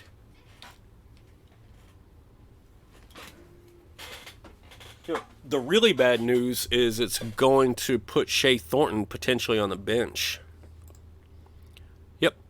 So sometimes I do I suggest here just so I only have to click the button once, and it does exactly what I would like for it to do,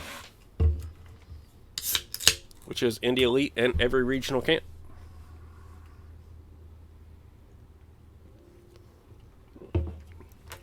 So, Here we go on to June 26th, and we all know that's when we get the draft information. We can take a look at that. I sincerely doubt our point guard from last year went anywhere. Could be some Missouri guys going somewhere. So, ooh, Xavier, Ohio State. Lucas Saraville went number 3. Okay.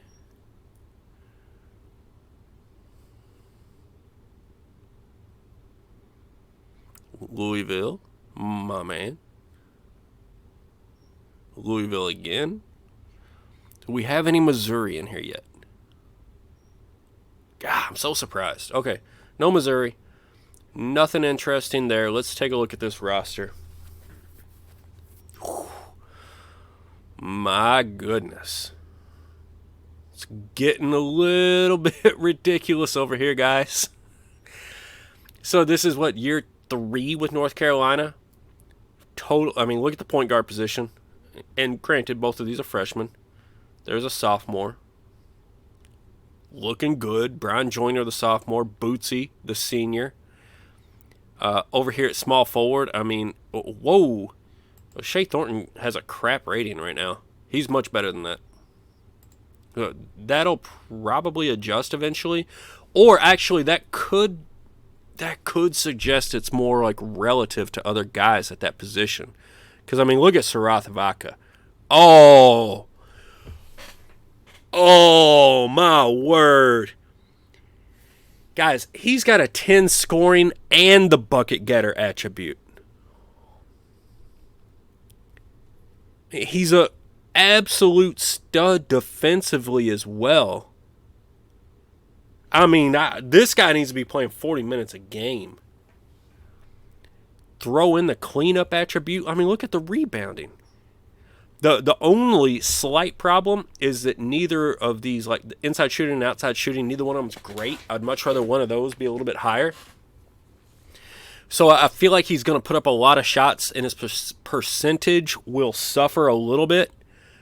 But goodness gracious, this dude is going to be the man. Period. End of story. My guess is Thornton's rating is hurting because of that. So, you know, I'm not going to worry too much about it. See, Ivan Ross still got the attacker. Okay, he's looking good. He's looking good. Marshall Thomas, solid inside shooting. So he's coming in hot. Craig Edwards, decent. Nothing spectacular, but decent. Eric Tice didn't gain any player attribute points. Still a beast on the defensive rebounds. Still a heck of a scorer, but a little bit of a stretch for. Take a look at these freshman point guards. No attributes here. 7 scoring, 6 defense, 10 outside shooting. What can't Irvin Eloy do? Well, he can't hit a layup, but other than that, what can't he do? And Ashley Dieter, kind of similar. Kind of similar. I think he's a little bit better passer, maybe a little bit worse defensively. Joyner, again, an outside shooter, a scorer. Not a lot else going on there. Bootsy Gunder, my man, he's got that bucket getter attribute. The 8 in scoring, the 9 outside shooting. So Bootsy the Gunner Gunder. Loving that dude. Absolutely loving him. So I think we got to go, I don't know which freshman we go with at the point, but you got to go Bootsy, Sarath, Eric Tice, and probably Marshall Thomas. Maybe Ivan Ross. I don't know. We'll look at it. Preseason number 3, that's solid as could be.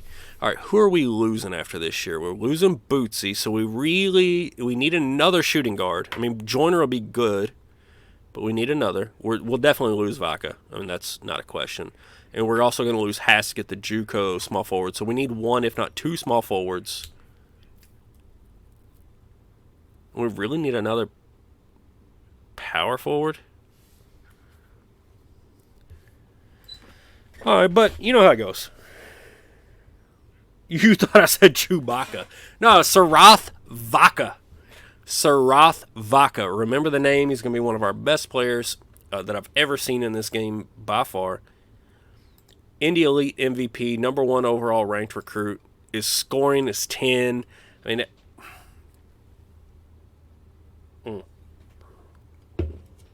I didn't actually mean to set it that way. We'll go by point guard. We'll go by position, as we always do.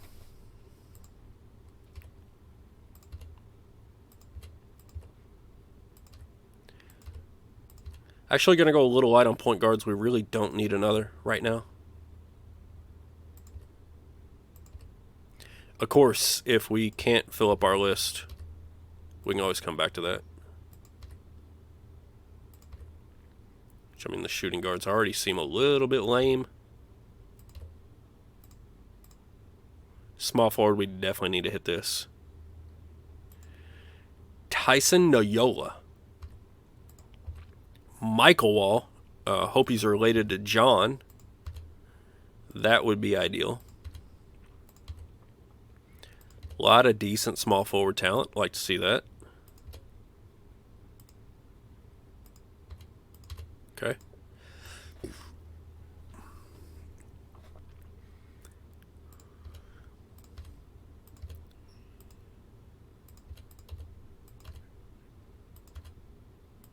A lot of decent players at the power forward as well.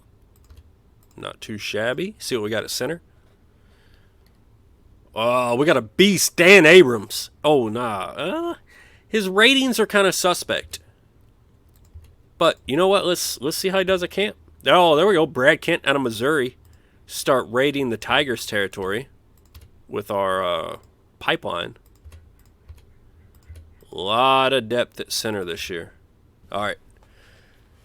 That is a good call and watch list to start from.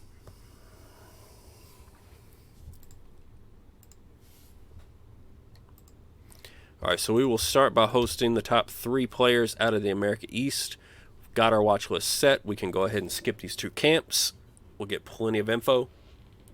Unlike last year, keep in mind, we brought it... Was it? No, it was 2 classes ago when I forgot to get the... I forgot to set up my list before Indy and completely missed out on all that info.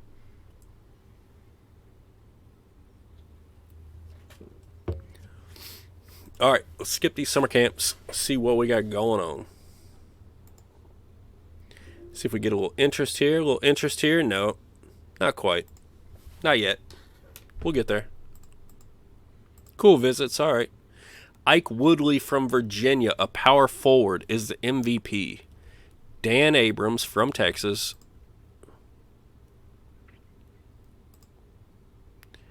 Ben Knight from Virginia. So a couple of guys from Virginia. It's like all America East, Great Plains, and then just a one dude here from the Southeast. All right. So, man, it's frustrating when you bring these guys in and they're such good players, and they're just like, oh yeah, whatever, the visit was cool, whatever.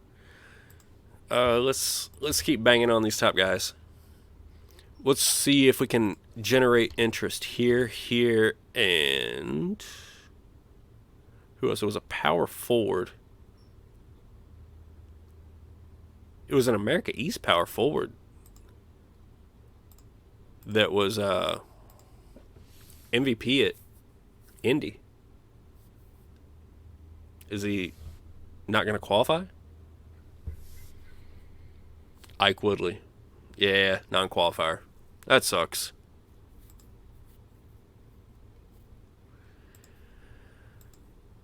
Okay. Not a problem. Need one more to scout live. Yeah. Tyson was top 10. We can scout him. That's cool.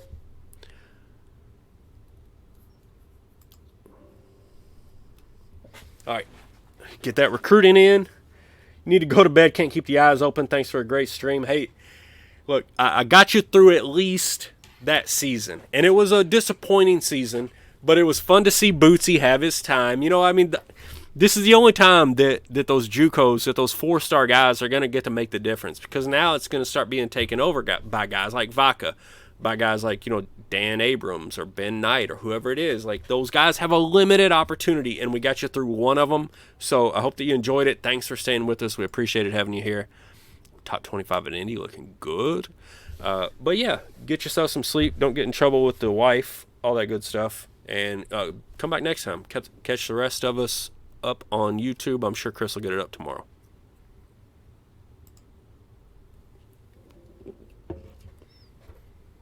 Blaze on through these summer camps.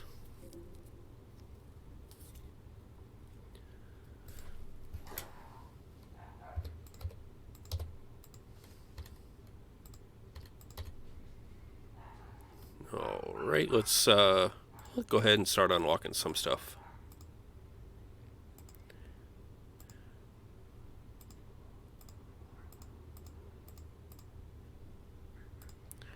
Well, we've got to be close to 100 on this.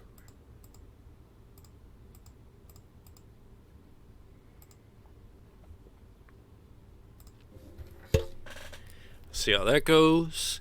I think this is dead period. Yep. Got some interest now.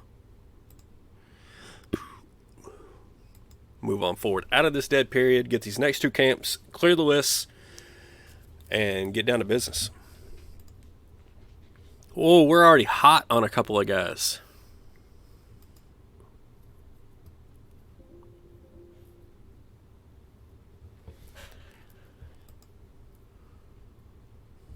Yeah, not hot on him. Top 5 at Big Apple and top 10 at Indy. I am hot on Michael Wall. He is related to John. I knew he was. I knew he was related to John. And he's a small forward. That's a position of need. I don't even need to see anything else. Let's go ahead and offer the scholarship. Let's clear out the categories. Michael Wall. So far, my man, you are our #1 prospect. All right, so there's one of our 3 offers. We've still got a couple of guys to host. A couple more scouting live. Let's keep it on Ben Knight and Dan Abrams, see if we can generate a little bit of interest up here. Got him unlocked.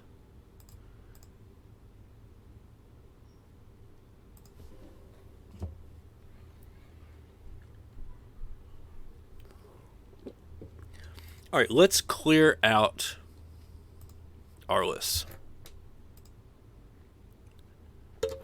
Decent at, I mean, that's okay. It's not great. Top 25 at Big Apple. He must not have gone to Indy. But that's decent. I mean, we'll keep that. Decent. Okay. Top 25. Hardworking kid. Top 10 at Big Apple. Now, there you go. That's what you want to see. Brandon Dotson. So I should probably start getting a little bit more picky with these guys. Didn't stand out, no. Ben Knight is solid. Brandon Dotson might be the best prospect after that. But we'll see. We'll keep an eye on it. We just don't need point guards right now.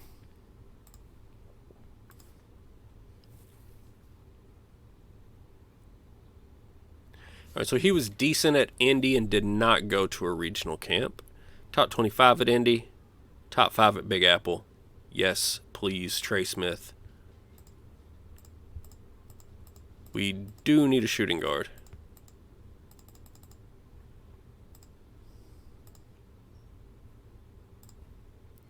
And he's warm on us already. Go ahead and get that offer out.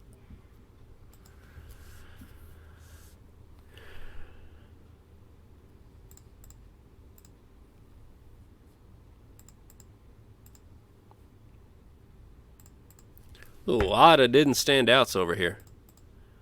There is not a lot of talent here at shooting guard this year. Top 25 at Houston. Decent. Back to John Ward. Okay. Keep on moving through these. We know Michael Wall's the man.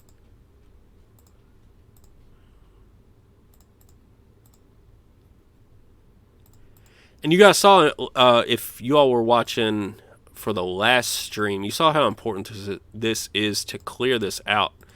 Because I failed to do it correctly. And ended up inviting and just dealing with a bunch of prospects that I really had absolutely no interest in. So you got to get these guys off the list. And yeah, I mean, it takes a minute, but...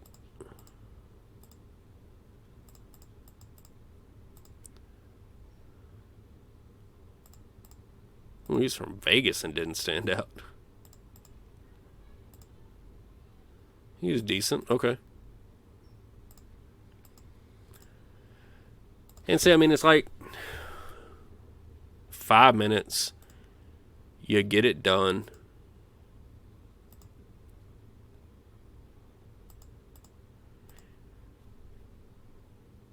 And then it totally, like, accelerates the rest of the entire process. Top 25 at Andy's. Good. Good to go. Nope. Nope. Nice. Alright. So that's the list.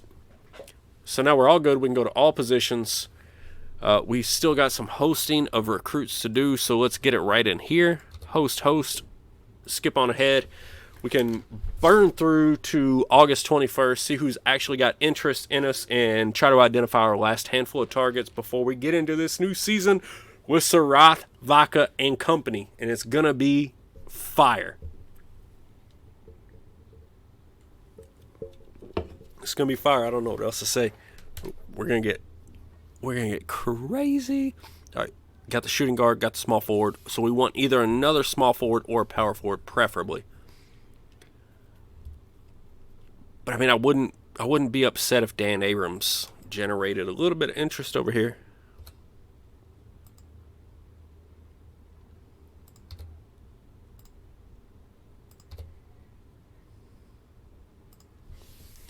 And see, the cool thing is, with a list of 28, we'll be able to get all these guys in, hosted, and see who we actually have a chance at, who we don't, and make some good decisions.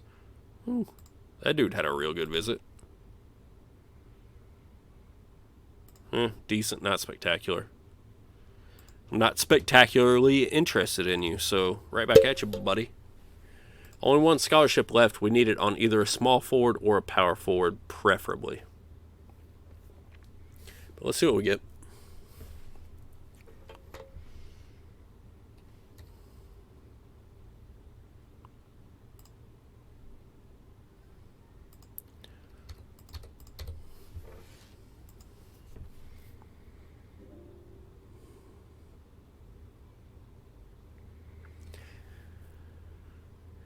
You also see Dan Abrams just never getting interested. Let's look at power forward and centers only. He's not crazy good. Top 25 at Indy, top 10 at Big Apple. Manny Barnes, we're number 1. Yeah, that's a probable. Manny Barnes, my man.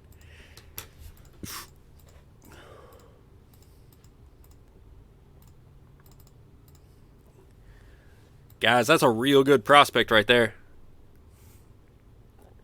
Top 10 at Big Apple, top 25 at Indy.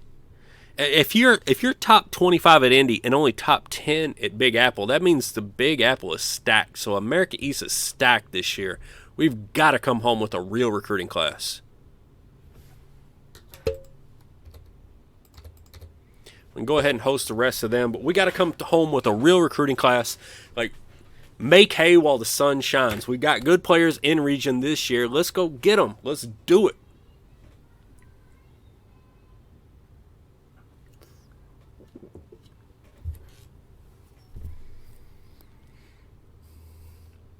Let's bounce over here. Look at this. Joey Lewis interested. Decent, not spectacular. No thanks. All right, so that's all the power forward centers. Let's go back over to all positions. I think we probably have a handful more guys. Okay. So let's see. Is anybody gonna commit without letting us in the door? First of all, very first question, no. Everybody's gonna give us a shot. Nobody's coming to us early, but nobody's giving up on us early. John Ward, get off our list. Get off my list. All right, Michael Wall. We're number 1 on his list. We go school prestige, I think. Okay. Trey Smith. We're actually back a little bit. Let's go location. But we need a backup option at shooting guard. Okay. Manny Barnes, I feel great about. We're number 1 on his list. But he's very interested in academics. I mean, like, North Carolina has an academics pitch. There's an academics pitch to be made, but I don't know that it's a pitch in favor of somebody that wants to study. Let's check out the shooting guard, see if we've got any secondary options. Kibu Stewart, hardworking kid. Nah, not really. Top 25 at Houston. All right, so I guess Ray Bennett is our next best option, and he's not a great option. So small forward would be the second position that we would want to take a look at. No. No. No. Not especially. All right, so we kind of want to come back around maybe to Tyson. Well, we do have a couple of these power forwards interested, and we haven't offered any of them. Let's see if there's something here. Top 10 at Big Apple. Top 25 at Indy. Nick Rogers. Yeah, there's something right here.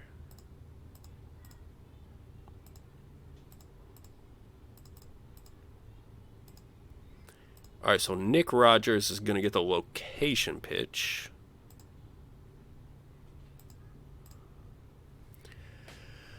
All right, let's see how this goes, baby. We got 3 good ones and a nice backup option.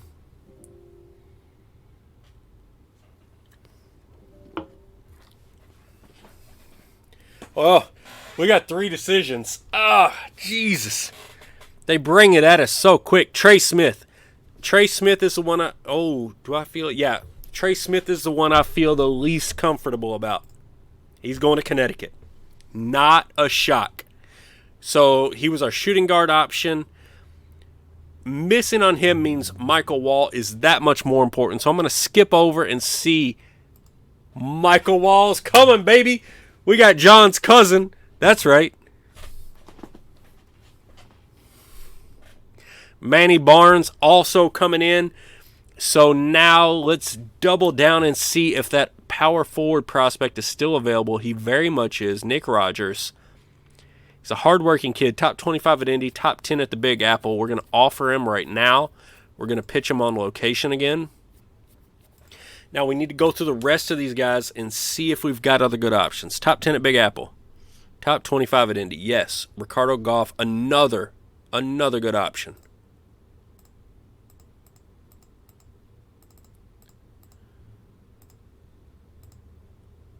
He's big on location and facilities. Hardworking kid, decent, not spectacular. Okay. Oh, and Joey Lewis. Not so much. At center, we still got Dan Abrams out there. I mean, I feel like we've got to make a pitch at him. Vashawn Daniels. Top 25 at Big Apple.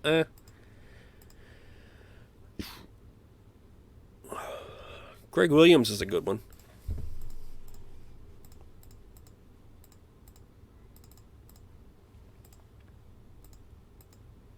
All right, so he's on location and facilities.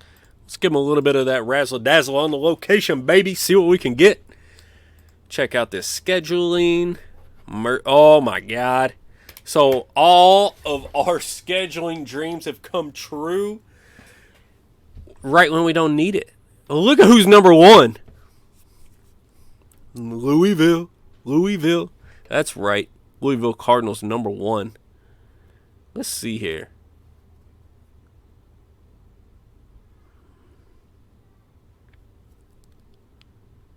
I'm trying to make a run. I'm trying to throw a gauntlet down.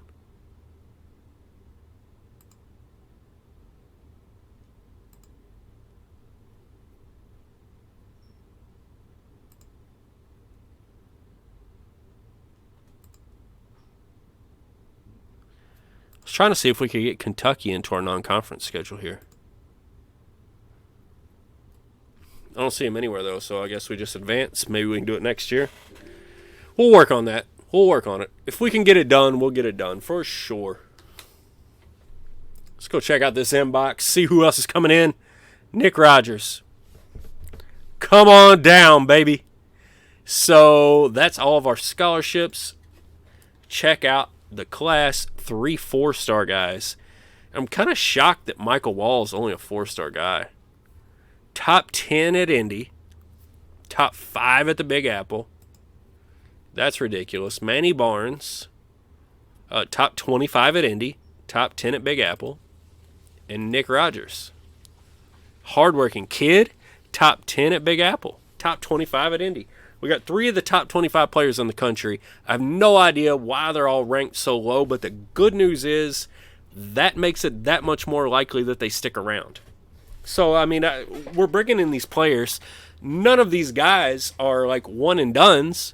In fact, they're probably, odds are, these are all four-year players. And they're all this is ridiculous. This is a great class. This is every bit as good as the last class, with the exception of Sarath Vaca.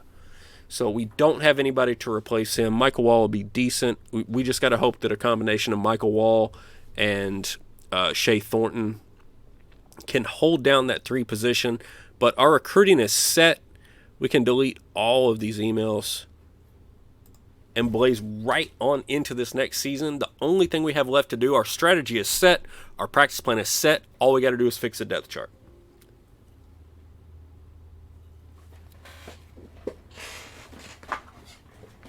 Ooh.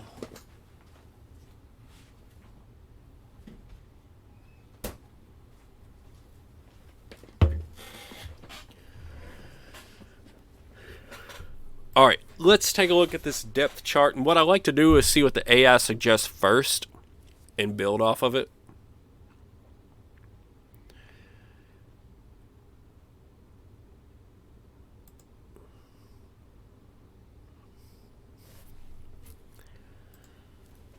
All right, so I don't know if I actually have any issues with this depth chart. Oh, yeah, I do. Who is this dude? Lead. Get out of here. You do not. No. You're not up here. No. Okay. So, obviously, there's issues to fix. All right. LOE and Joyner being point guard and shooting guard backups. That's perfect. Shea Thornton should be the small forward backup. Craig Edwards and Ivan. I actually think Ivan Ross should be ahead of Craig Edwards. At power forward, we don't have a great option. So I'll let Craig Edwards be right there. Then Jamie Newman. And then all these walk-on loser dudes. I guess we can move Heskett up. Suggest that matrix. The computer is suggesting that we play Vaca 40 minutes a game.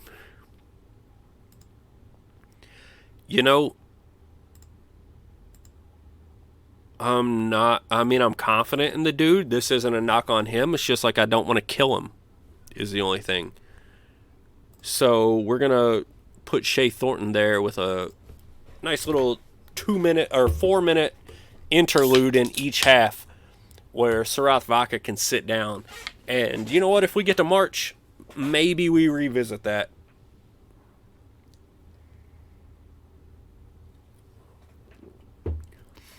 All right, so we've got freshman, senior. Let's look here, depth chart. Freshman, senior, freshman, sophomore, freshman. Yeah, I think 55 to 60 is probably the right range for strategy as far as offensive sets goes. I'm going to leave it at 55 now and then try to sneak it up to 60 later in the season. That's my goal.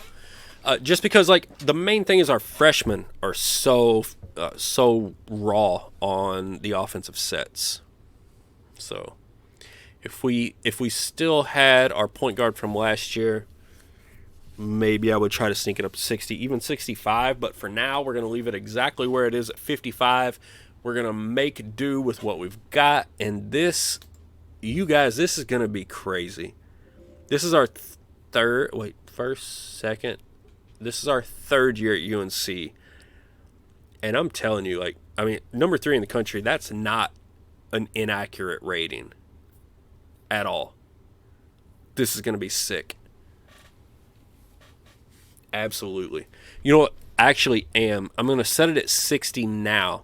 And here's the thing. I'm setting it at 60 because I want them to run it a little bit more when they're not familiar with it so that they learn it faster and can do it better. And we can leave it at 60 later in the year. Because I would really like Vaca, if we can get him up to like 40 to 45, that would be awesome. That would be a really good range for him. And that would mean everybody else is developing at a really good rate and so on and so forth. So let's get into these games, baby. Oh my God. I haven't been excited for games like this in a minute, especially on stream. Like, not only is Louisville number 1, which, I mean, I'm not going to argue with that. But we got our UNC Tar Heels at number 3, and we're about to smoke some fools. This is going to get real in a hurry. One thing that we need to do is double check our settings as a whole. Player rotation, okay, I'm all right with that. Offensive pace, we're going to kick it up a notch. When we get an entire roster full of my guys, we're going to kick it way up here. For now, we're going to kick it up a notch. I love the defensive intensity, the full court defense. Eventually, this is going to come up also. But for now, that's all right. All right, so let's see what we got here.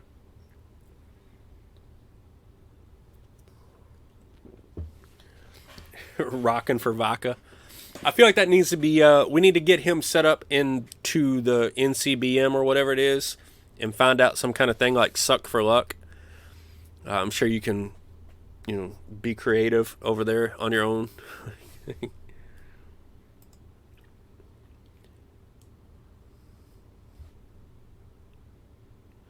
All right, so the Mercer Bulldogs have the unfortunate task of being the first one into the Dean Dome this year. Let's see, what does Sarath Vaca have in store for his first game as a collegiate athlete? 23 points, 5 rebounds, and a 25-point win.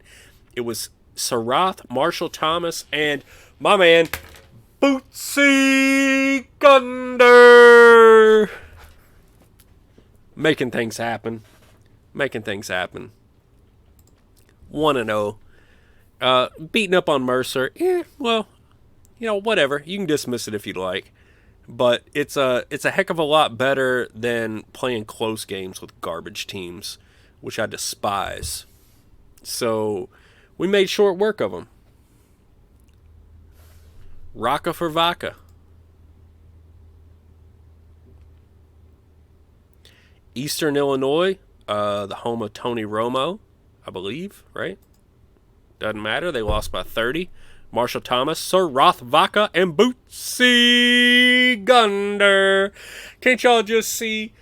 Y'all remember back in the day, the Bulls, like, dun, dun, dun, dun, dun, dun, dun, dun, dun, and the spotlight's going around. And now it's shooting guard, Bootsy Gunder.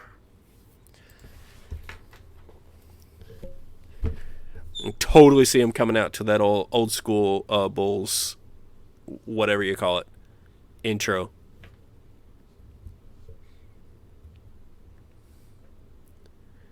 Oh yeah, tell me, you put Bootsy Gunder next to Michael Jordan and Scottie Pippen, tell me you wouldn't have some championships. Even more, more. Bootsy, wonder if he gets drafted. You know what? My goal is to get that boy drafted. I think we can do it.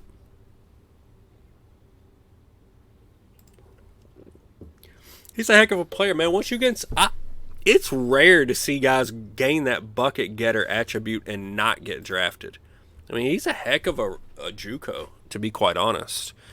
Northeastern coming in. Let's see if we can run them off the court. That's right. Look at Sarath Vaca. Whoa, 40 points, baby. 40 points. 40 in his third collegiate game. We did have an injury. I think it was to Marshall Thomas. Mild concussion, 7 days. He'll be fine. I'm not even going to mess with the lineup. Tulane and Western Kentucky. He can take care of them, you know, from a dark room. He'll be good to go. So, yeah. Sarath Vaca dropped 40 in that last game. And that's kind of ridiculous. It's kind of ridiculous. 40 in a collegiate game? I mean, how often does that happen? Alright. So, we're actually playing Tulane on a neutral court. So, see how this goes. 30 points. Sarath Vaca with 28. Yes, sir. Oh, he's just getting warmed up, folks. He doesn't even know how to run the offense yet, and he's just like, oh, 28, is that all? Okay, yeah, I can do that. I can do 28. That's no problem. Tar Heels and the Yukon Huskies in whatever this tournament is. Oh, they got us. So I wonder there if maybe getting Marshall Thomas out of the starting lineup with that concussion might have helped. But, you know, early season tournaments, we're just kind of, we're stretching, right? We're seeing, you know, what are our limitations. I'm not trying to go undefeated here. We don't have a team that's ready to go undefeated. So we're just stretching our limitations, feeling out where can we go, when do we need to make adjustments. Obviously, we can't be taking out UConn on a neutral court in that circumstance. Hi-Fi Pete says maybe it's named after Bootsy Collins from the Parliament Funkadelic bass player. I mean, you might be right. All right, now here we go. Now, interesting thing, we started the season number 3. Then we slid back to number 6. Then we played that last game, lost. Now we've moved up to number 5. It's just an observation.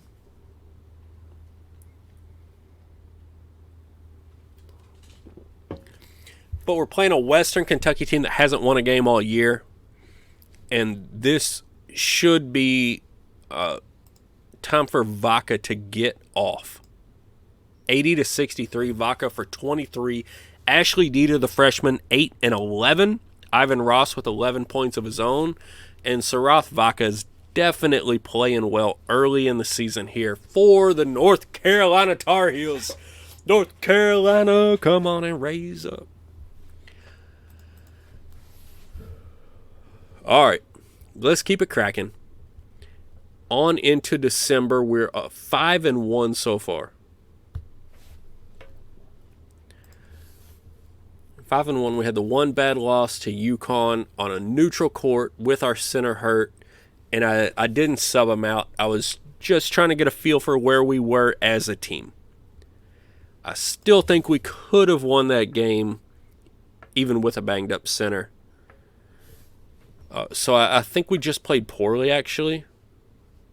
Obviously, a substitution would have helped. But I was pushing our limits. Now, here against Central Michigan at home, whoo!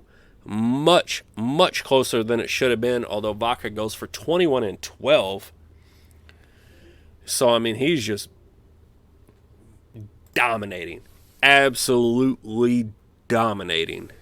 We're going to get EKU here, then Penn State, Pennsylvania. I mean, this should be just an absolute steamroll into the ACC. Should be. And the thing is, like, we've tweaked up all those numbers just a little bit. So they're running a little bit more offensive sets. They're getting better at offensive sets at a little bit of a quicker rate because we're running them more. So even though we're winning and we're winning big, we're stealing right here. We're stealing experience. We're playing at a,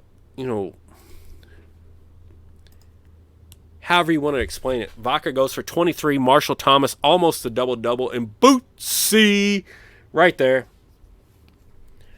Yeah, if you redshirt an Indy MVP, they're going to go pro after 1 year. Guaranteed. I mean, it's stupid. Who would do that? If you had the MVP from the McDonald's All-American game and you redshirted him, that dude would drop out of school and go to the G League in November, right? So, and that's accurate, but it's also realistic.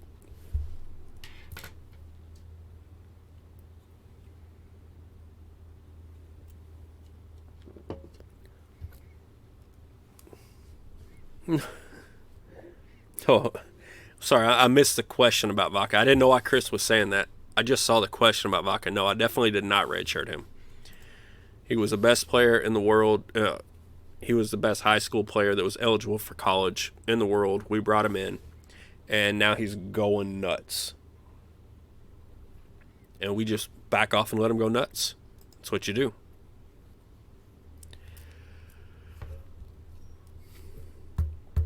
But yeah, we're totally stealing experience right here. We should not be running our offensive sets quite as high as we are, but we're doing it just to steal experience, because by the late season, by the time we get to tournament time, this is an appropriate range to be running it, and so we'll be good to go by then.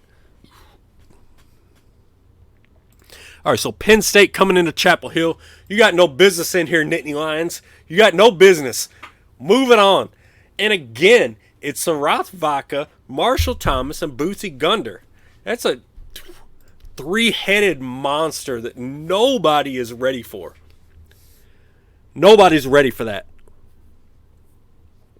We're taking this team to the Final Four, baby. We might win a championship tonight. I haven't won a championship yet on stream. This is honestly the first time that I've felt like it's a possibility. I don't think it's a probability. I think probably this is a team that gets upset in the Sweet 16 or Elite 8 just because they don't have a ton of upperclassmen experience. But possibly, yeah. Possibly, yeah. This team's got the talent. They're just young. What I'm going to do is I'm going to run Vaca. I backed him off to about 32 minutes a game there in the preseason because I don't want to run him into the ground. But when we get into tournament time, his minutes are going to go up. And I need for you guys to remind me. Please remind me. When we get to tournament time, my intention... Oh, Missouri just barely winning on the road against St. Mary's, though. That's a good win. When we get to tournament time, please remind me to up Vaca's minutes. All right, so Penn, I mean, I feel bad for you guys, but, you know, it is what it is. Oh, they hung on this better than they should have, although Vaca still dropped 25.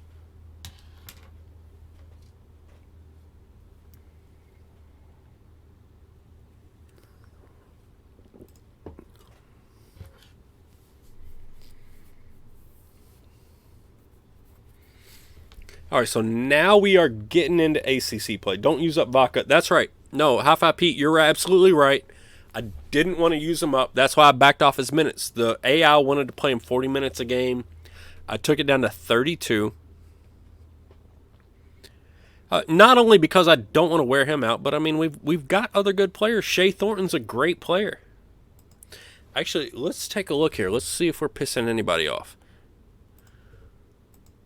Shea Thornton wants to play. He's playing. That's cool. Leo Haskett, don't care about him. Bootsy is a senior. I don't know why he's mad, but whatever. Jermaine Newman, I'm a little bit worried about. He hates me. Unclear why. Okay. Look at Vaca, 21.28 on the pie. Marshall Thomas at 16.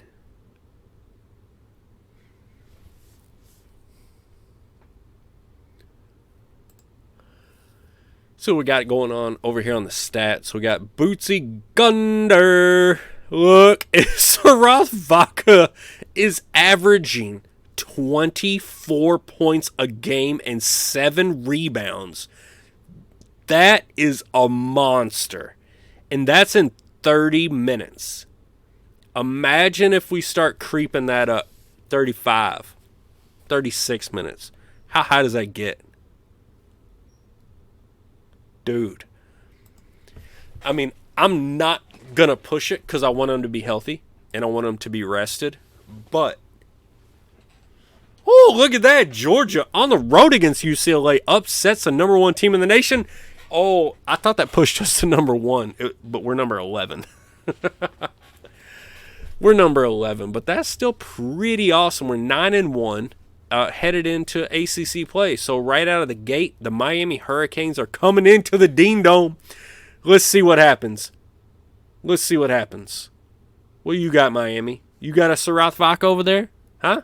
Huh? You got a Marshall Thomas, huh? No. Woo, just barely, but we took care of business, 68-66. And the only thing that matters at the end of the day is that win, baby. So Miami, definitely a good team, but we took care of them at home. Mighty Vaka, that's right. Sarath Vaka, I mean, you get one guy like that, it's just over. It's just over. Now, we don't have a guy like that coming in next year, but we got so many top 25 guys coming in, along with all the top 25 guys that we already have that are going to just keep getting older, along with that freshman class, it's going to be juniors. I mean, it's just stacking on top of each other. And at this point, like at Missouri, it's stacked on top of each other, but now it's getting exponential, right? So now Louisville's coming in. I mean, I hate to beat on them like this, but Louisville, go back home. You got no business in here. Sarath Vaka, you're not coming in to Sarath Vaka's house and winning anything. He's cutting you off. He's cutting you. Oh, Bootsy Gunder cutting you off. 71-70. Hell of a game. Hell of a game.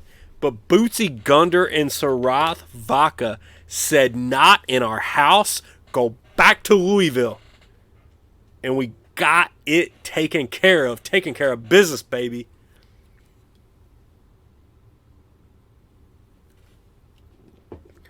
But a close game. You know, I mean, Louisville, did they win it last year?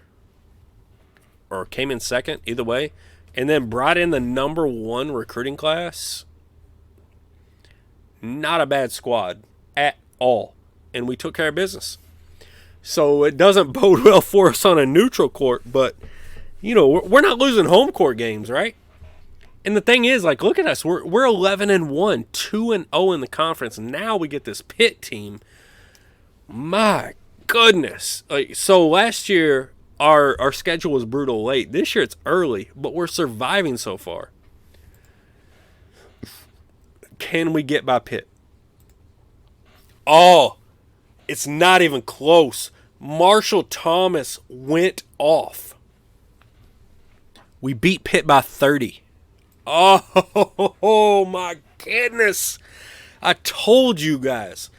I said, hang with me. The first year is a borderline NCAA team. Should have been NCAA, but, you know, things didn't go quite right for them. But this year is a Final Four type team, and look at what's happening.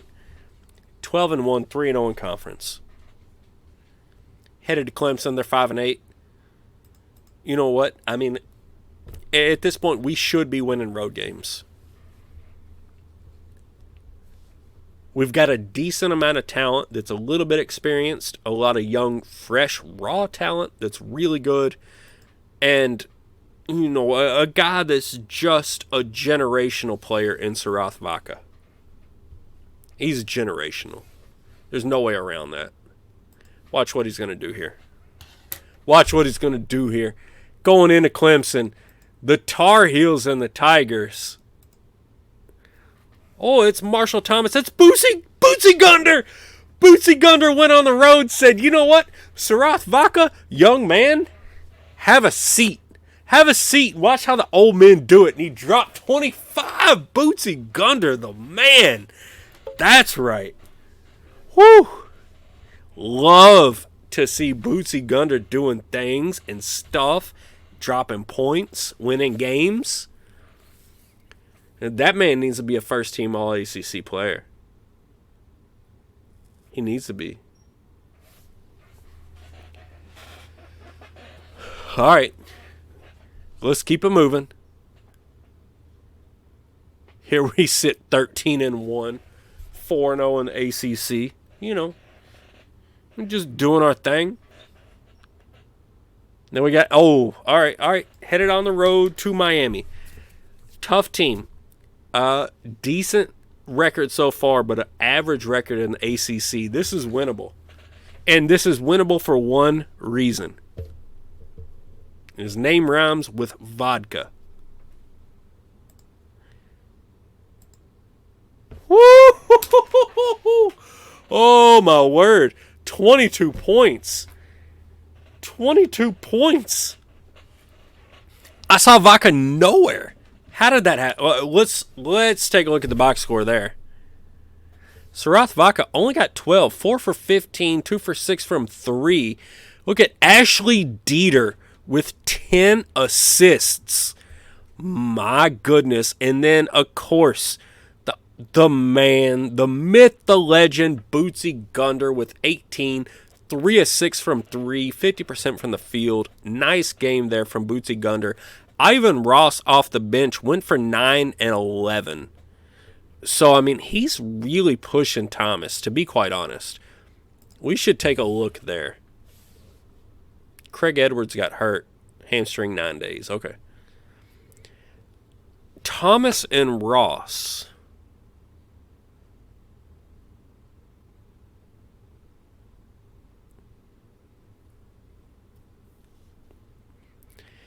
I mean, just looking at ratings, Thomas has got the athleticism, and Ross has basically everything else except field goal inside.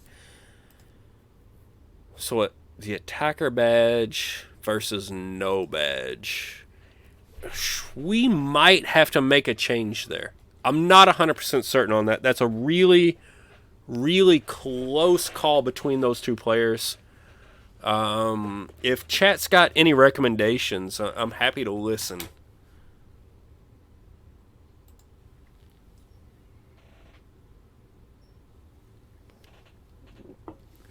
The other thing that Ross would have would be the proficiencies at the various sets.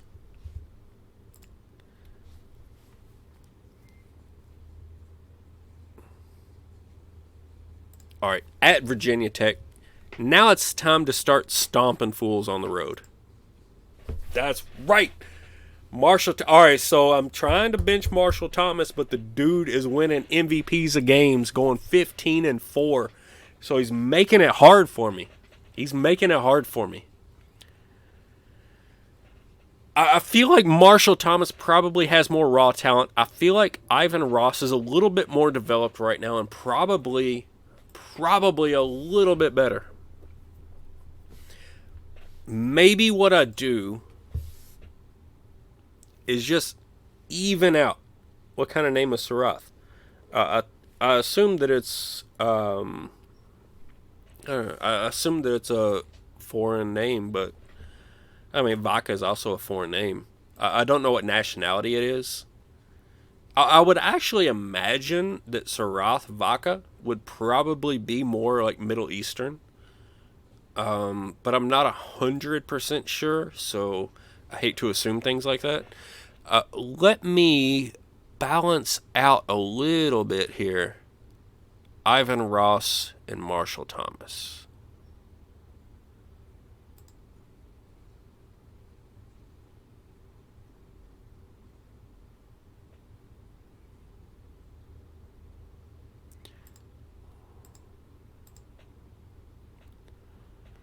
All right, 24-16. That seems a little bit more like it. So we could flip that either way, but you're only talking about 8 minutes. So Chris says sounds Samoan, Sarath Vodka. Yeah, well, I don't know. You know, the only Samoans I know are all from wrestling, like the Inouye family. And I don't know if I'm pronouncing that right. Inouye. I got no idea. Like Yokozuna and Roman Reigns and all those dudes are all from the same family. And I have no idea how to pronounce it correctly, so I'll just plead ignorance.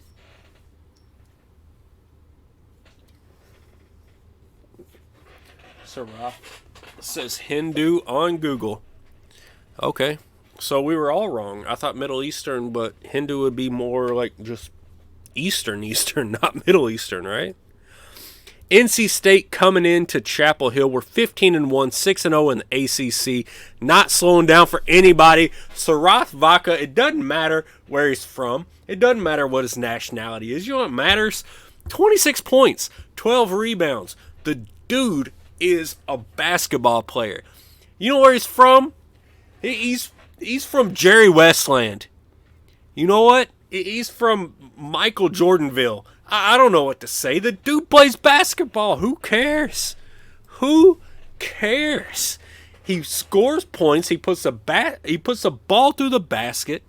He dishes it. He plays D. He dominates. We're 16-1, number 2 in the country, and this dude is taking us maybe to the Final Four, maybe to a championship game. 86-69. Bootsy Gunder, Sarath Vaca. I mean, okay, so everything about him, being just another guy, just another baller, yeah, that's all great. But the funny thing is, like, he does have an interesting name, and it makes you speculate about the background. And then you pair him up with a dude named Bootsy Gunder.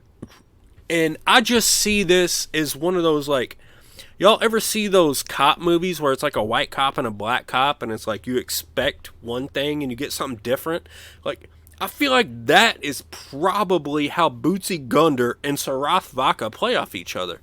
You know what I mean? Like, I don't want to get too into details, but just that juxtaposition, I think everybody understands. And I just like to imagine them playing that way on the court. So, I mean, draw your own conclusions, right? Draw your own conclusions.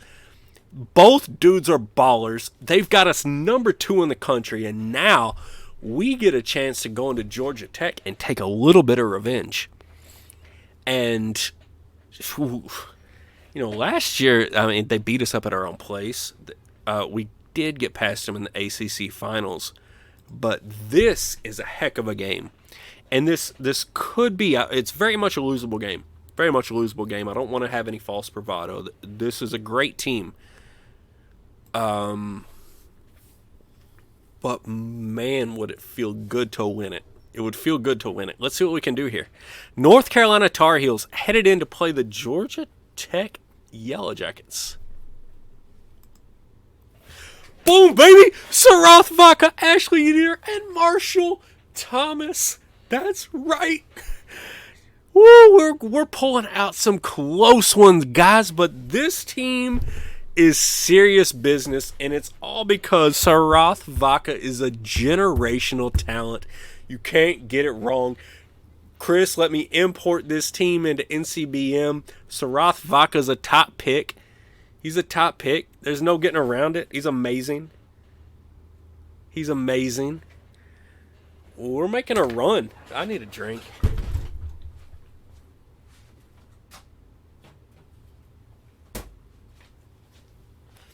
So the number 2 Tar Heels at 18-1 headed into Silvio Oconte Forum at Boston College Eagles. We're here in January of 2034. If you're still with me, you're watching a tournament run, like a magical run, just unveil itself 3 years into our North Carolina save. Here we go into Boston College. Oh, yeah. And Sarath Vaca putting his mark on this season. 24 points, 10 rebounds. You can't get away from that man. You can't get away from him. Absolutely impossible.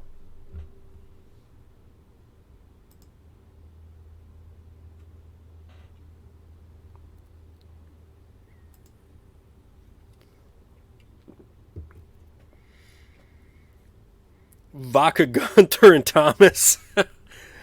Gunder. It's Gunder. Gunder. Right? Let's double check that. Bootsy Gunder. Yeah.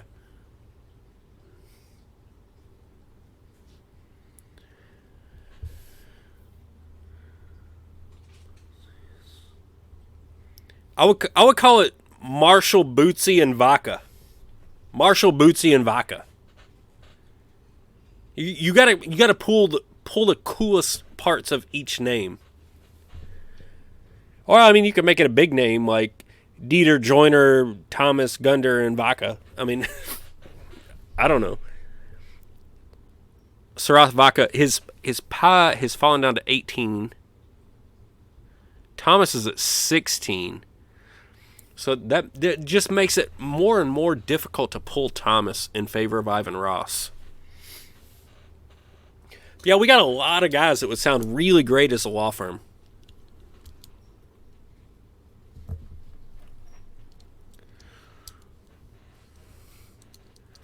All right, we're all the way through January, baby. I'm ready for this Final Four run. Let's get it popping. Let's get it hot in chat. Oh, ho, ho. I'm getting pumped. I don't know about y'all. I've not won a championship on stream. And this is the first chance I've felt like I had a legit shot. And I don't think I'm favored, but I think I've got a shot. I mean, I'm going to be favored here in about a year or two. Syracuse at home, number 12 at home. When you dismiss top 25 teams like that, that's a 22-point victory against the 12th best team in the nation. Littlebeard says he's waiting for a soul-crushing injury. Not sure why you would want to jinx it like that. Yeah, I don't know why you'd want to jinx it like that, but not happening. Not happening. We got only good juju over here in Chapel Hill. We purge all the badness. Now we're going to take on the Notre Dame Fighting Irish, and we're dismissed. Notre Dame, you can go back to where you came from. It was South Bend or wherever it is. Get out of Chapel Hill. Get out of North Carolina. You're not allowed here. We took it over. I understand we were on probation. You know, there were some other coaches, whatever. Coach Cards is here. Get out of North Carolina. You're not allowed here. This is our territory.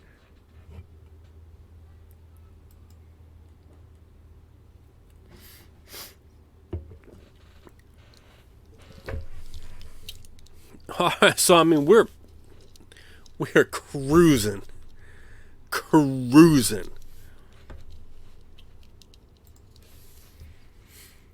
And it sucks that Vaca will be a one-and-done player. But the amount of talent that we're bringing in behind that, we're going to be able to creep up all of these sliders that you can make a marginal difference, right? Because when you've got more talented players, you want more possessions. So you want to speed up the offensive pace. You want to increase the amount of full court press, increase the turnovers. It's going to increase your possessions. And you take advantage of that talent and you just force it to be a landslide. Number 1, North Carolina Tar Heels on the road against the NC State Wolfpack. NC State's actually a decent team. I'm going to call the upset right here. We're losing to NC State. It's been a good run, but we're not as good as this says. We're almost as good as it says. But we're not that good yet. And that's why I don't feel like we're the favorite for the championship. Now, I swear I don't record these ahead of time or cheat or anything. I just get I've played the game enough to have some gut instincts, right? So now we're going to go to Wake Forest and hopefully we crush them.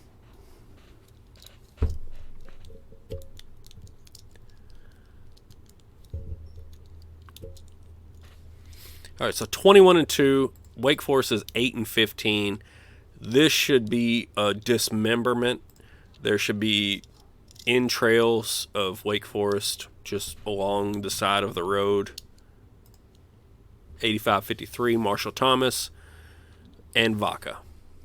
Yeah, so, I mean, Marshall Thomas has just been too clutch too many times to completely pull him out in favor of Ivan Ross, even though Ross's statistics His scout rating suggests that maybe he's better, and his player attribute also suggests that maybe he's better. But now we got to go on the road at Pitt. This is going to be another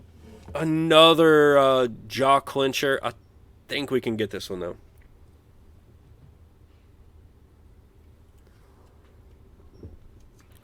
I think we can get this one. I hope we can get this one. How about that? I hope we can get this one. Number 1, North Carolina. Number 22, Pittsburgh Panthers. Woo! Sarath Vaca and Bootsy Gunder and Marshall Thomas. That's the triple-headed monster. You can't mess with it. You can't mess with it, Pittsburgh. You can't mess with it, NC State. You can't mess with it, Florida State, Virginia, Louisville. Anybody coming up, y'all can't mess with Bootsy, Marshall, and Sarath. You can't do it. We're taking y'all out. It's happening. This is a championship team. This is a championship team. You can't get around it. It's a championship team. We're gonna increase Vaca's minutes when we get to that point. Oh, what a brutal loss at home to Virginia and a team incident.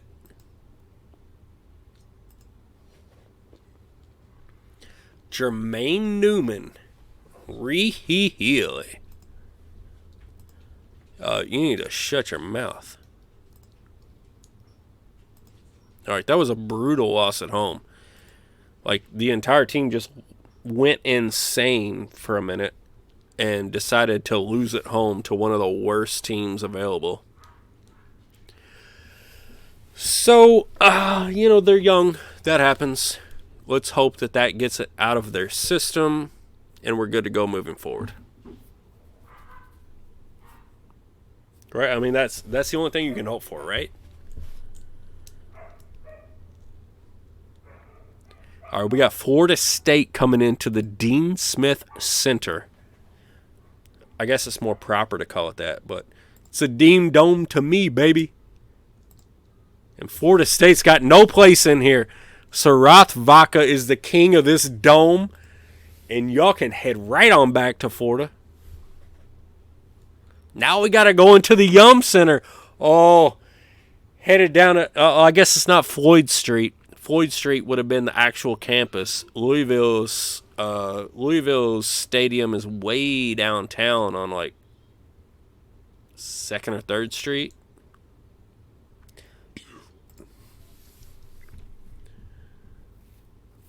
So no Floyd Street here. But maybe we can hit up BBC before the game. Maybe hit the Ali Center. Ali Center's on the same road. All right, North Carolina headed into an unranked Louisville. Louisville, who was either the champ or the runner-up last year, and then brought in the number 1 recruiting class, and now they're 8-8 in the ACC. You know what? I think this is another loss. I think they get us. They got talent.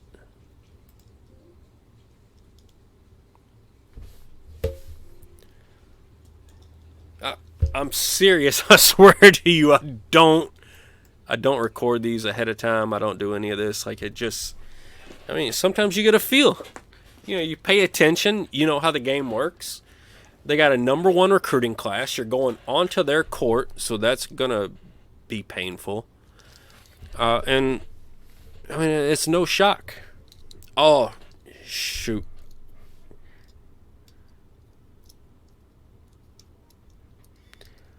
No. It's not a curse. They just had a killer recruiting class. And it actually wouldn't shock me. Let's see what this was.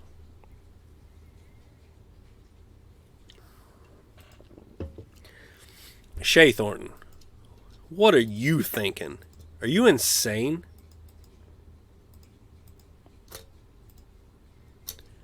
All right, so he's going to take a seat.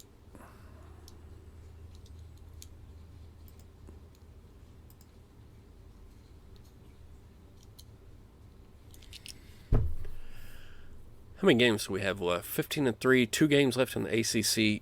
Oh, right.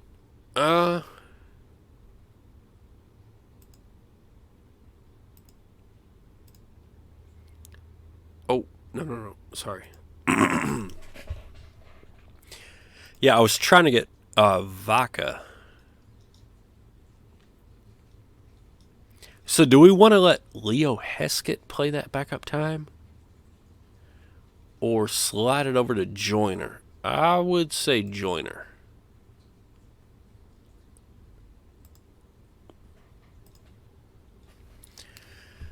Alright. So we backed off of Vaca's time a little bit. We took him from 32 to 36 minutes a game. So he's going to have 2 regular season games to go and then postseason. Hopefully he can handle this.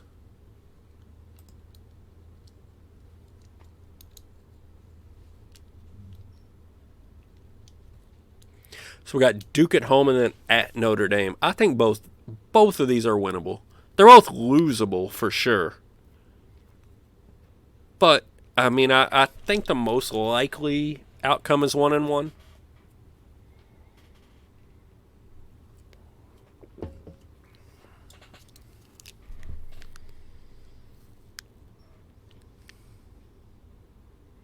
God, how far do we got? Oh, okay. Duke game today. All right, Duke at home. Time to take care of business. Get rid of this Blue Devil nonsense. I'm done with Duke. I told you last year was the last year they were pushing us around. Let's run them out of their own gym. Go into Cameron Indoor and send them pack. Oh, no. It's in the Dean Dome, baby. It's in the Dean Dome. You can't come in here, Duke. No. Get out.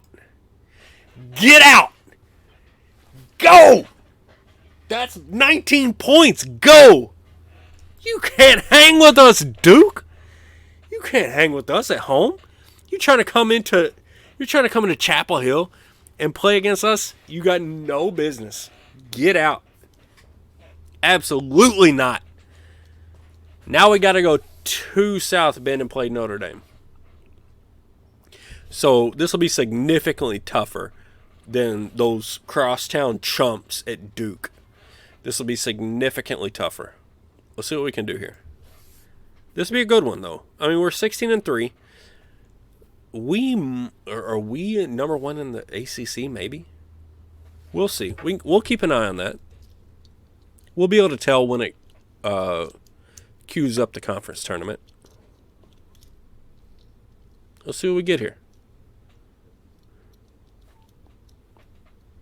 Now, something tells me when it comes to players declaring, Sarath Vaca may declare for the NBA draft. But that should be the only one, in theory.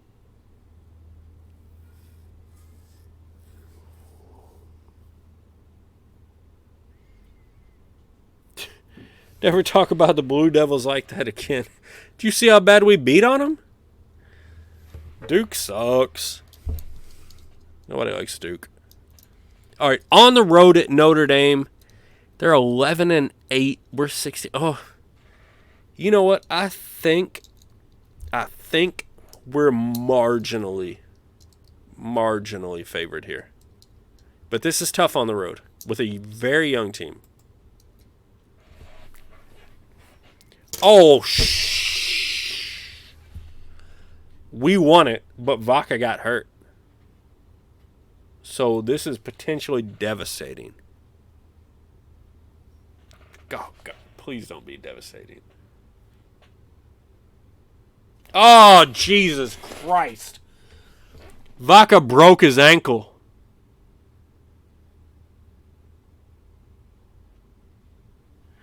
Hey, who was the asshole in chat waiting for the devastating soul-crushing injury?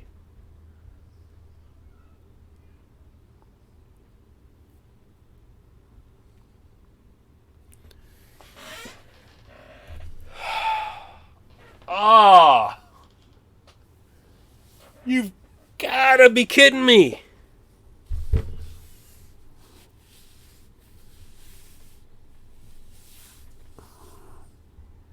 Broke his ankle. Woolbeard, I would like for you to go sit in the corner and think about what you've jinxed.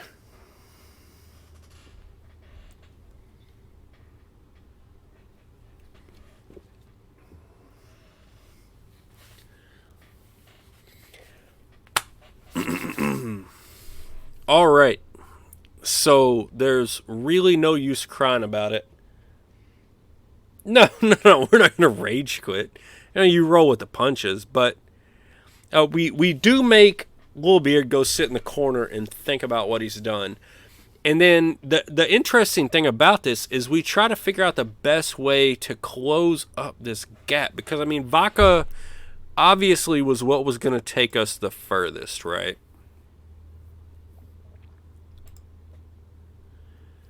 But now, how do we move past that?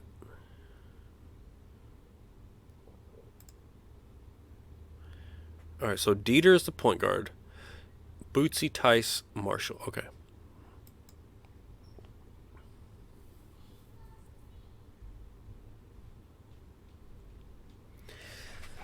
I mean, that's obviously devastating. No getting around it. No getting around it. God bless, he was so good. And now we just lose that for the tournament. So we definitely go from a national championship contender into a team that's like, maybe we can compete for a Sweet 16. Maybe we can push out a little bit. I don't know.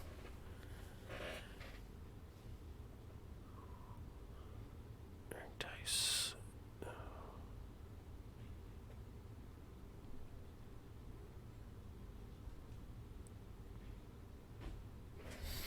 All right, so here's what we're gonna do. Here's what we're gonna do. Let me check the strategy real quick. Oh, look how much these upperclassmen have learned these other offenses. That's kind of spectacular. Okay. First of all, let me see what the AI would say. They want to put Joyner at point guard. Gunder, Thornton, Tice, Thomas, Eloy, Dieter. No, that's not what we're going to do. No. We're not going with shitty walk-ons. I'm sorry. What we're going to do, we're going to play Dieter, where he was at all year. We're going to play Joyner at the 3.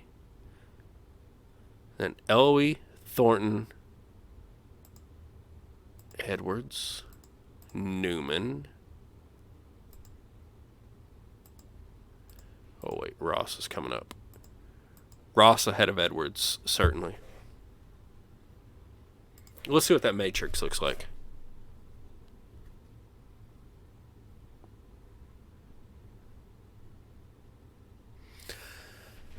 All right, so a devastating injury, but I think we've got a plan to get past it. I mean, just devastating. Our very best player, broken ankle, done for the season.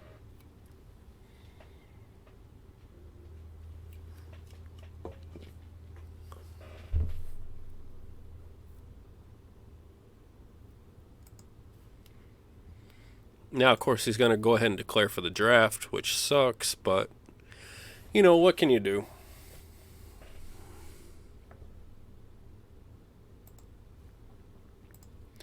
What can you do? He's out. It sucks.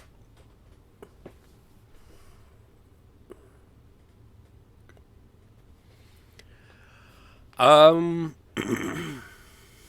right, so gonna kind of ruin our run to the Final Four, but still a good season. And the thing is, it's gonna trend everything else toward the positive. Everything in our coach goals is going to be accomplished. Everything, like our prestige is going up, our coach experience is going up, our players' ability at these offenses is going up. So the only thing that it really crushes is trying to win a championship tonight, because after tonight, every single stream we're going to compete for a championship, and after tonight, it won't be reliant on one player. So does it suck? Yeah, obviously, but we're going to deal with it. ACC tournament time.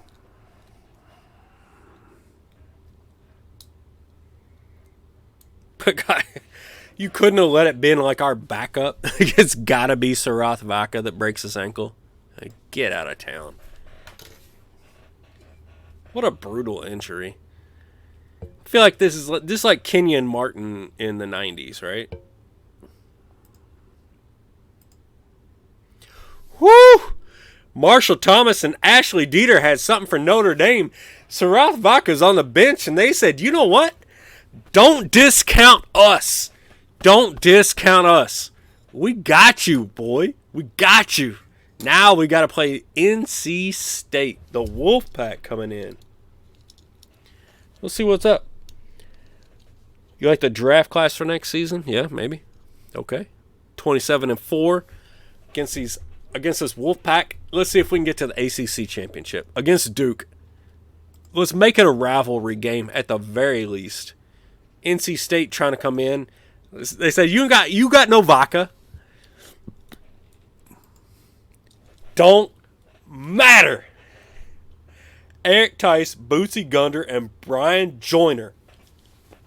And we stuck Brian Joyner into the lineup at the small forward, and that's 2 games in a row. He absolutely paid dividends. So let's see if he can do it one more time, as we have perhaps the biggest showdown in the country. The number 1 Duke Blue Devils, the number 1 Duke Blue Devils against the number 3 North Carolina Tar Heels, minus their best player. And you know what? Mustard Floggy, we're taking them out. I'm sorry. I hate to have to do it, but I mean, at the end of the day, Duke sucks. That's right, Duke sucks. 79-68, baby. Woo-hoo-hoo. Duke sucks. Yes, sir. 79-68 in the championship game. ACC champions, don't count us out yet. Don't do it. It's against your health. It's bad for your health to count out UNC. We're making it happen, babe.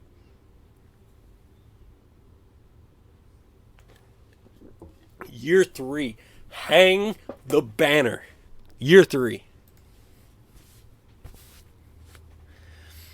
I'm tired of getting my predictions right. Like, I got to get one wrong just so y'all don't think I'm, like, commentating on a recorded video or something.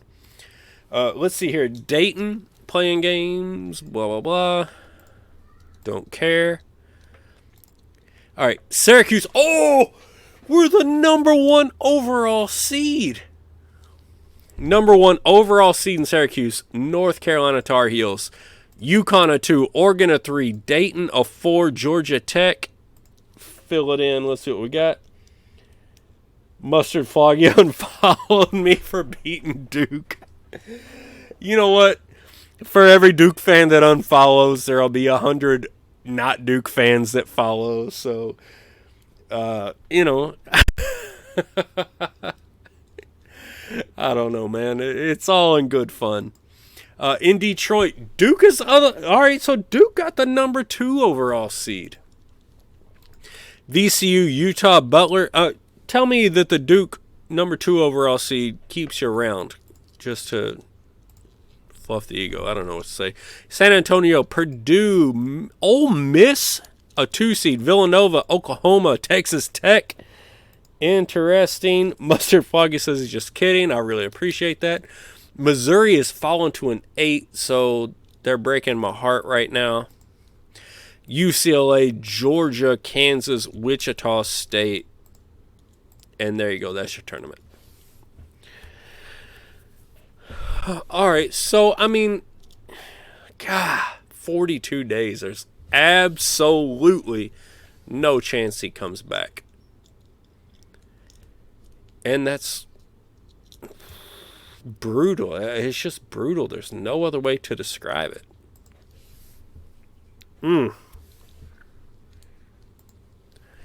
So we did get the number 1 overall seed, so that's going to be in our favor. But, I mean, we're going to be very prone to upset here. Well, Ultra showing up saying I never should have left the zoo. Dude, I just got the #1 overall seed. Well, you think it's a jinx? Sometimes bad stuff happens.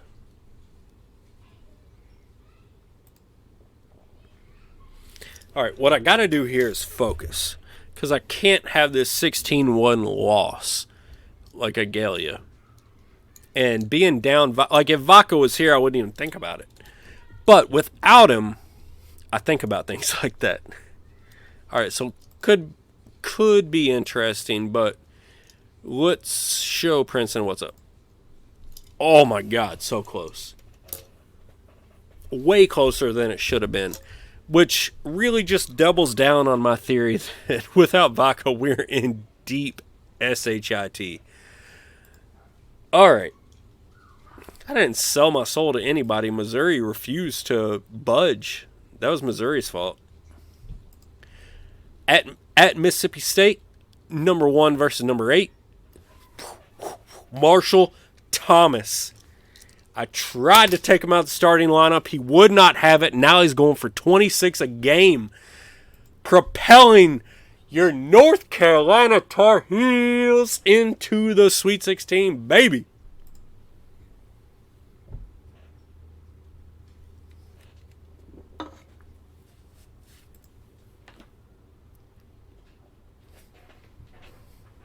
All right, let's keep going.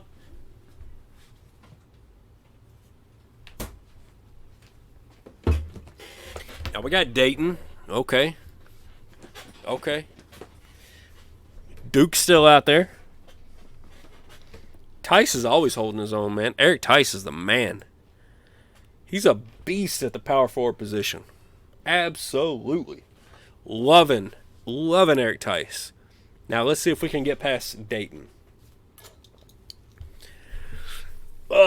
When you get to these kind of like tweener games, Duke got beat down by Butler. So it's not just me. Everybody's beating on Duke. You get to these tweener games, this is where you really, really miss Vaca. So, like from here on out, I'm not going to be shocked to lose it at any point. If I had Vaca, we'd win this. Without him, whoo! Marshall Thomas and Bootsy Gunter. Let's take a look at that box score. I didn't quite catch it. Bootsy Gunter with 20. Ashley Dieter 17. Marshall Thomas 10 rebounds. Yes, sir. They're getting it done. Guys, I'm actually going to save because I just thought of saving for the first time in like 2 hours. Yeah, if I had vodka, I'd win by far. Dayton was actually beating us in the first half. Came back in the second half. Big second half run. Look at, and that's Bootsy Gunter. That's Bootsy Gunter down there getting it done. Down in the trenches. You know, you got your pretty boy, Sarath Vaca over here. Bootsy Gunter's in the trenches doing work, getting it done. Let's see if he can drag this team to the Final Four. We're in the Elite Eight against the Oregon Ducks. Without our best player, I say without our best player. I should rephrase that. Without our most hyped player, Sarath Vaca. But we got our best player, Bootsy Gunter, and he's ready to go against these Oregon Ducks. It's the Tar Heels and the Ducks in the Elite Eight. Oh, shoot. And we fall 2 points short. Without the 5-star freshman, without the #1 recruit in the nation, we fell 2 points short. So that's frustrating, but also understandable given the circumstance.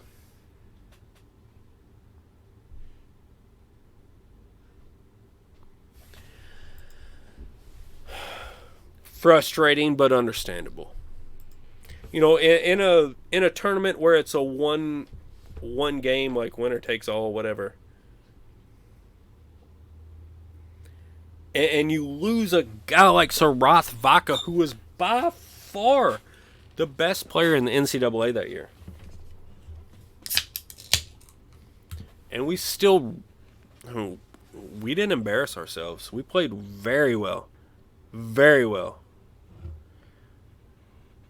Yeah, Chris, I agree. Everybody that wanted to see me win the championship there and is very disappointed, send hate mail to Gary Gorski at Wolverine Studios.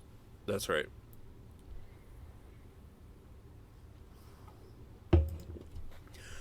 All right.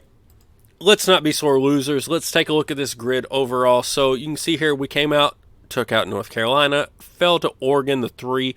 Arkansas, the 10, over UConn. Interesting. In Detroit, it was Duke and Butler. Butler went on. Utah over VCU. Okay. Purdue over Mississippi here in San Antonio. Nothing interesting. UCLA loses to Kansas. Again, not a lot of... It's kind of a boring NCAA tournament. Kind of a boring NCAA tournament. So let's just blast right on past it. I mean,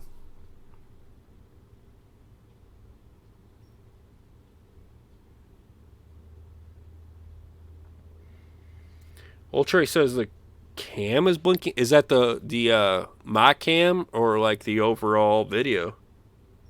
Old Trey having some problems viewing what's up.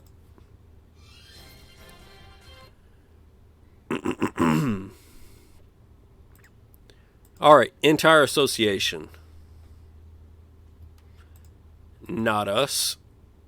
Still not us, although we got some Miami, we got some Syracuse, so a couple of guys here in the first team All-American district. Nothing in the second. ACC, second teamers. Not us. Bobby Pettaway. Wasn't he there last year? I thought he would have gone pro. Sarath Vaca, first team All-American out of North Carolina, even without playing in the postseason. And in the individual awards, he's the freshman of the year. I'm the coach of the year. So that's, you know, I mean, a nice consolation, right? We had a good year. If he were healthy, things could have been different. I don't know what else to say. We had a shot. He broke his ankle. It is what it is. Let's just deal with it.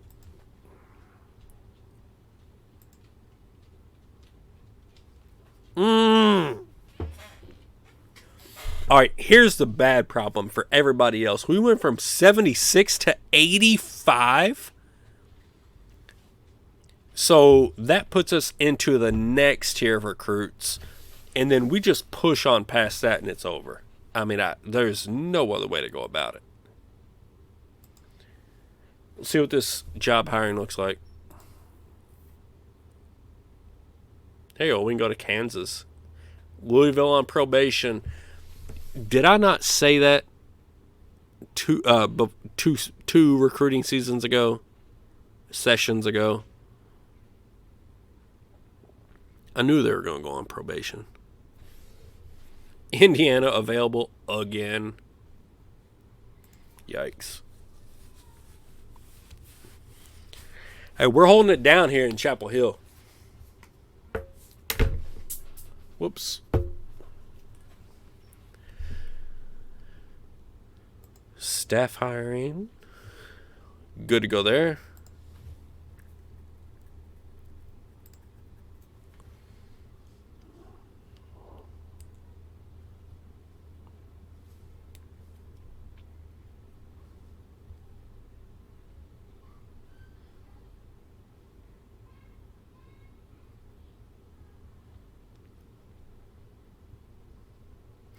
Really glad that we're pushing up against the end of this stream and the end of this season, because I can start to hear my kids are losing their minds upstairs.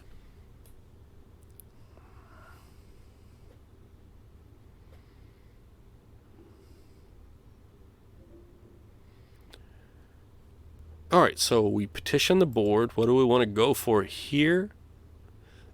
More facilities, obviously.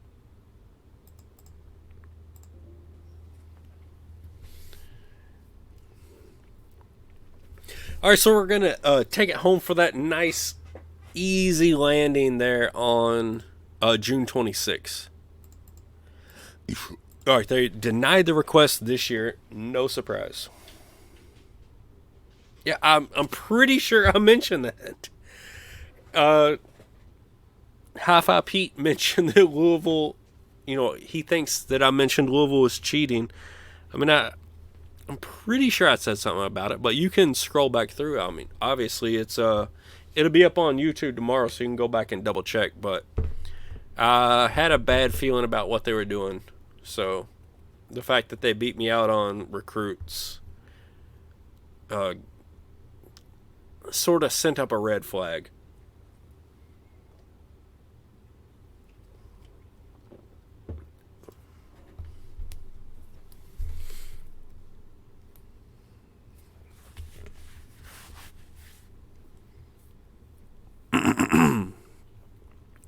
Yeah, we're going to get through the off-season processing. Here we go.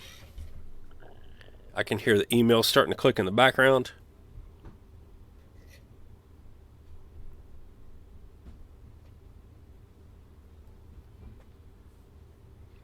There we are. One scholarship open for next year. And we're only 15th? What? Okay. Fair enough. We might not have like a top recruit like we did last year. That's fair. Yep. That's exactly what I would like to have.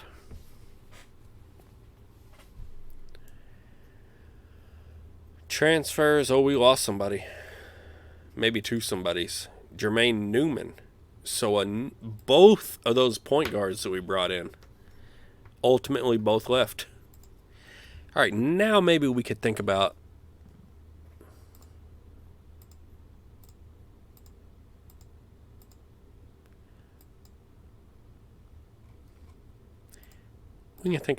is there a recruit we really want to bring in? Maybe, maybe not. Maybe so, maybe not. What about Bollinger?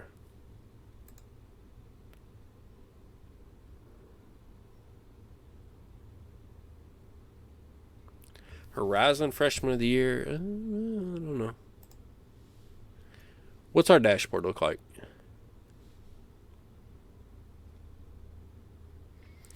I usually don't like to look at the roster until after we get through that, but in this case we kind of got to take a look. Why is everybody so pissed off?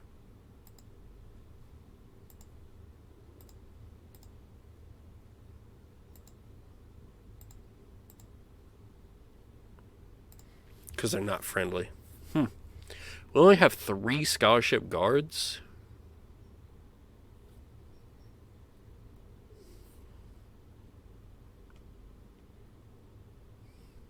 And only 2 small forwards.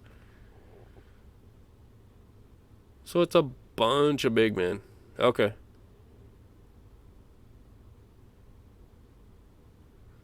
Two, 3.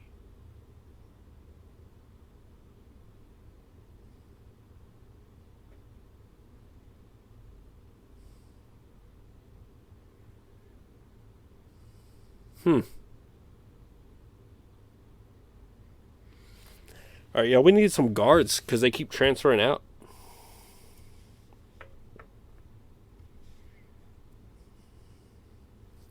No, I mean, we knew Vaca was going to leave. That's no surprise whatsoever. Yeah, I wish we could hold on to some of these guards is the only thing. So we only have one. We have one for recruiting and one for here, I believe.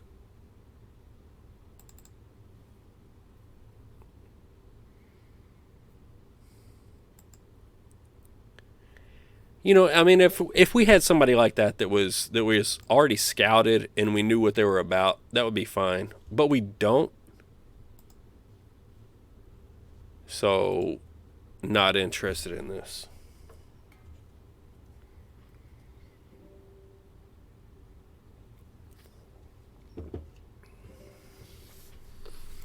We'll pull in guys that we have scouting information on.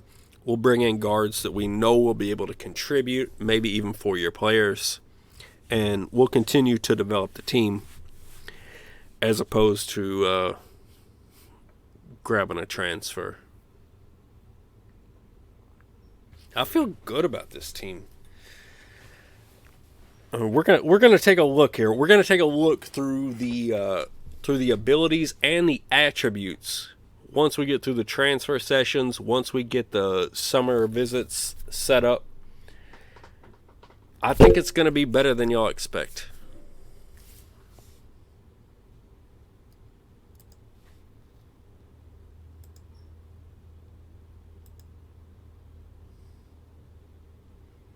It's a great thing when you got a budget and you can just go to Indy and all the regional camps. That's pretty much what I plan to do every year from here on out until we go to a new school.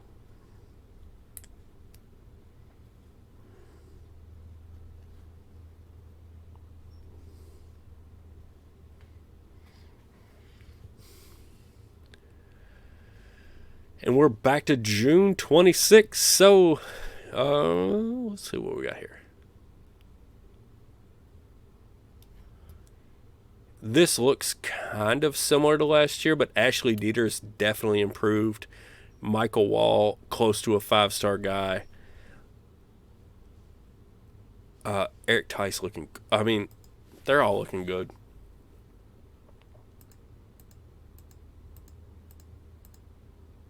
So Michael Wall's got the defensive trait.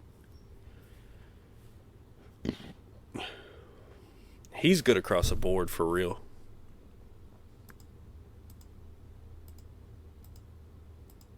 Oh, all right. So Nick Rogers, the freshman power forward, has the paint dominator with a 7 scoring. Solid. Craig Edwards has the attacker.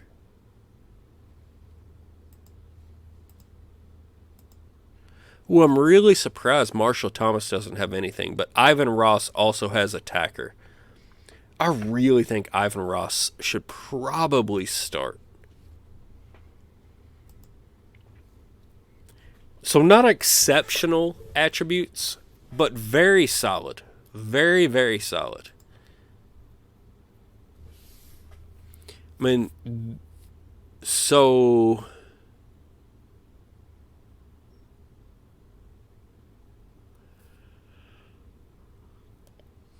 I mean, just looking at this team and how they're constructed, I think this is a team that should compete for an Elite Eight. You know, the last year's team was better with Vaca, but obviously if Vaca gets hurt, you get what you get. This team could deal with an injury better. The talent is deeper and more spread around. So we just continue to develop here with North Carolina. We're moving in the right direction. We've got the budget. We've got everything set up correctly. We're rolling.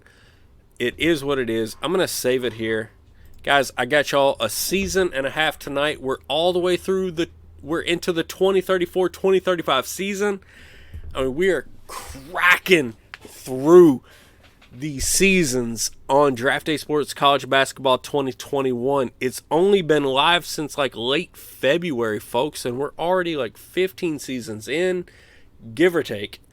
But I'm trying to get y'all like 50 seasons, maybe, for this version of the game, and I think we're very, very, very much on pace.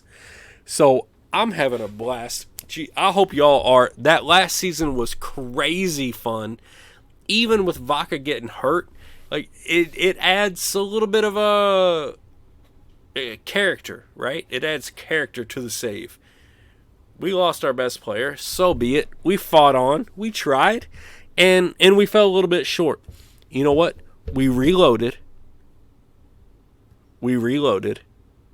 We're coming back again.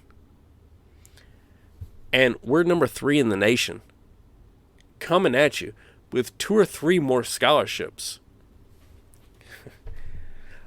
Get out of the way is all that I can possibly say. Get out of our way. We're going to take you to the Woodhouse. That's all I got, guys. I hope you're enjoying this. I hope you're seeing exactly how you build a dynasty, how you just like rebuild a team and take over. It helps to have all of this budget, all of this prestige. So not discounting any of that. I mean, this is how you go about it. You want to one of the most popular builds in Draft Day Sports College Basketball 2021 or any of their versions of this game is to take over like a dominant, prestigious historical team and build them back into prominence. This is how you do it. We did it right away. 2 years, we're right back in the fold. If Vaca hadn't gotten hurt, we might have won the championship. And even without him, we're right there on the verge. So, here's how we do it. Let's save it right here. I appreciate you guys coming by. As always, I had a blast. You only get to do this like once, maybe twice a week. And when I do it, I always have a ton of fun. But that's all that we're going to get for tonight. So thank y'all for stopping by. I appreciate y'all. Appreciate the comments, the activity in chat, the suggestions. Keep the suggestions hot. We might be coming. I might need help going forward. But for now, that's all I got. I'll see y'all next time.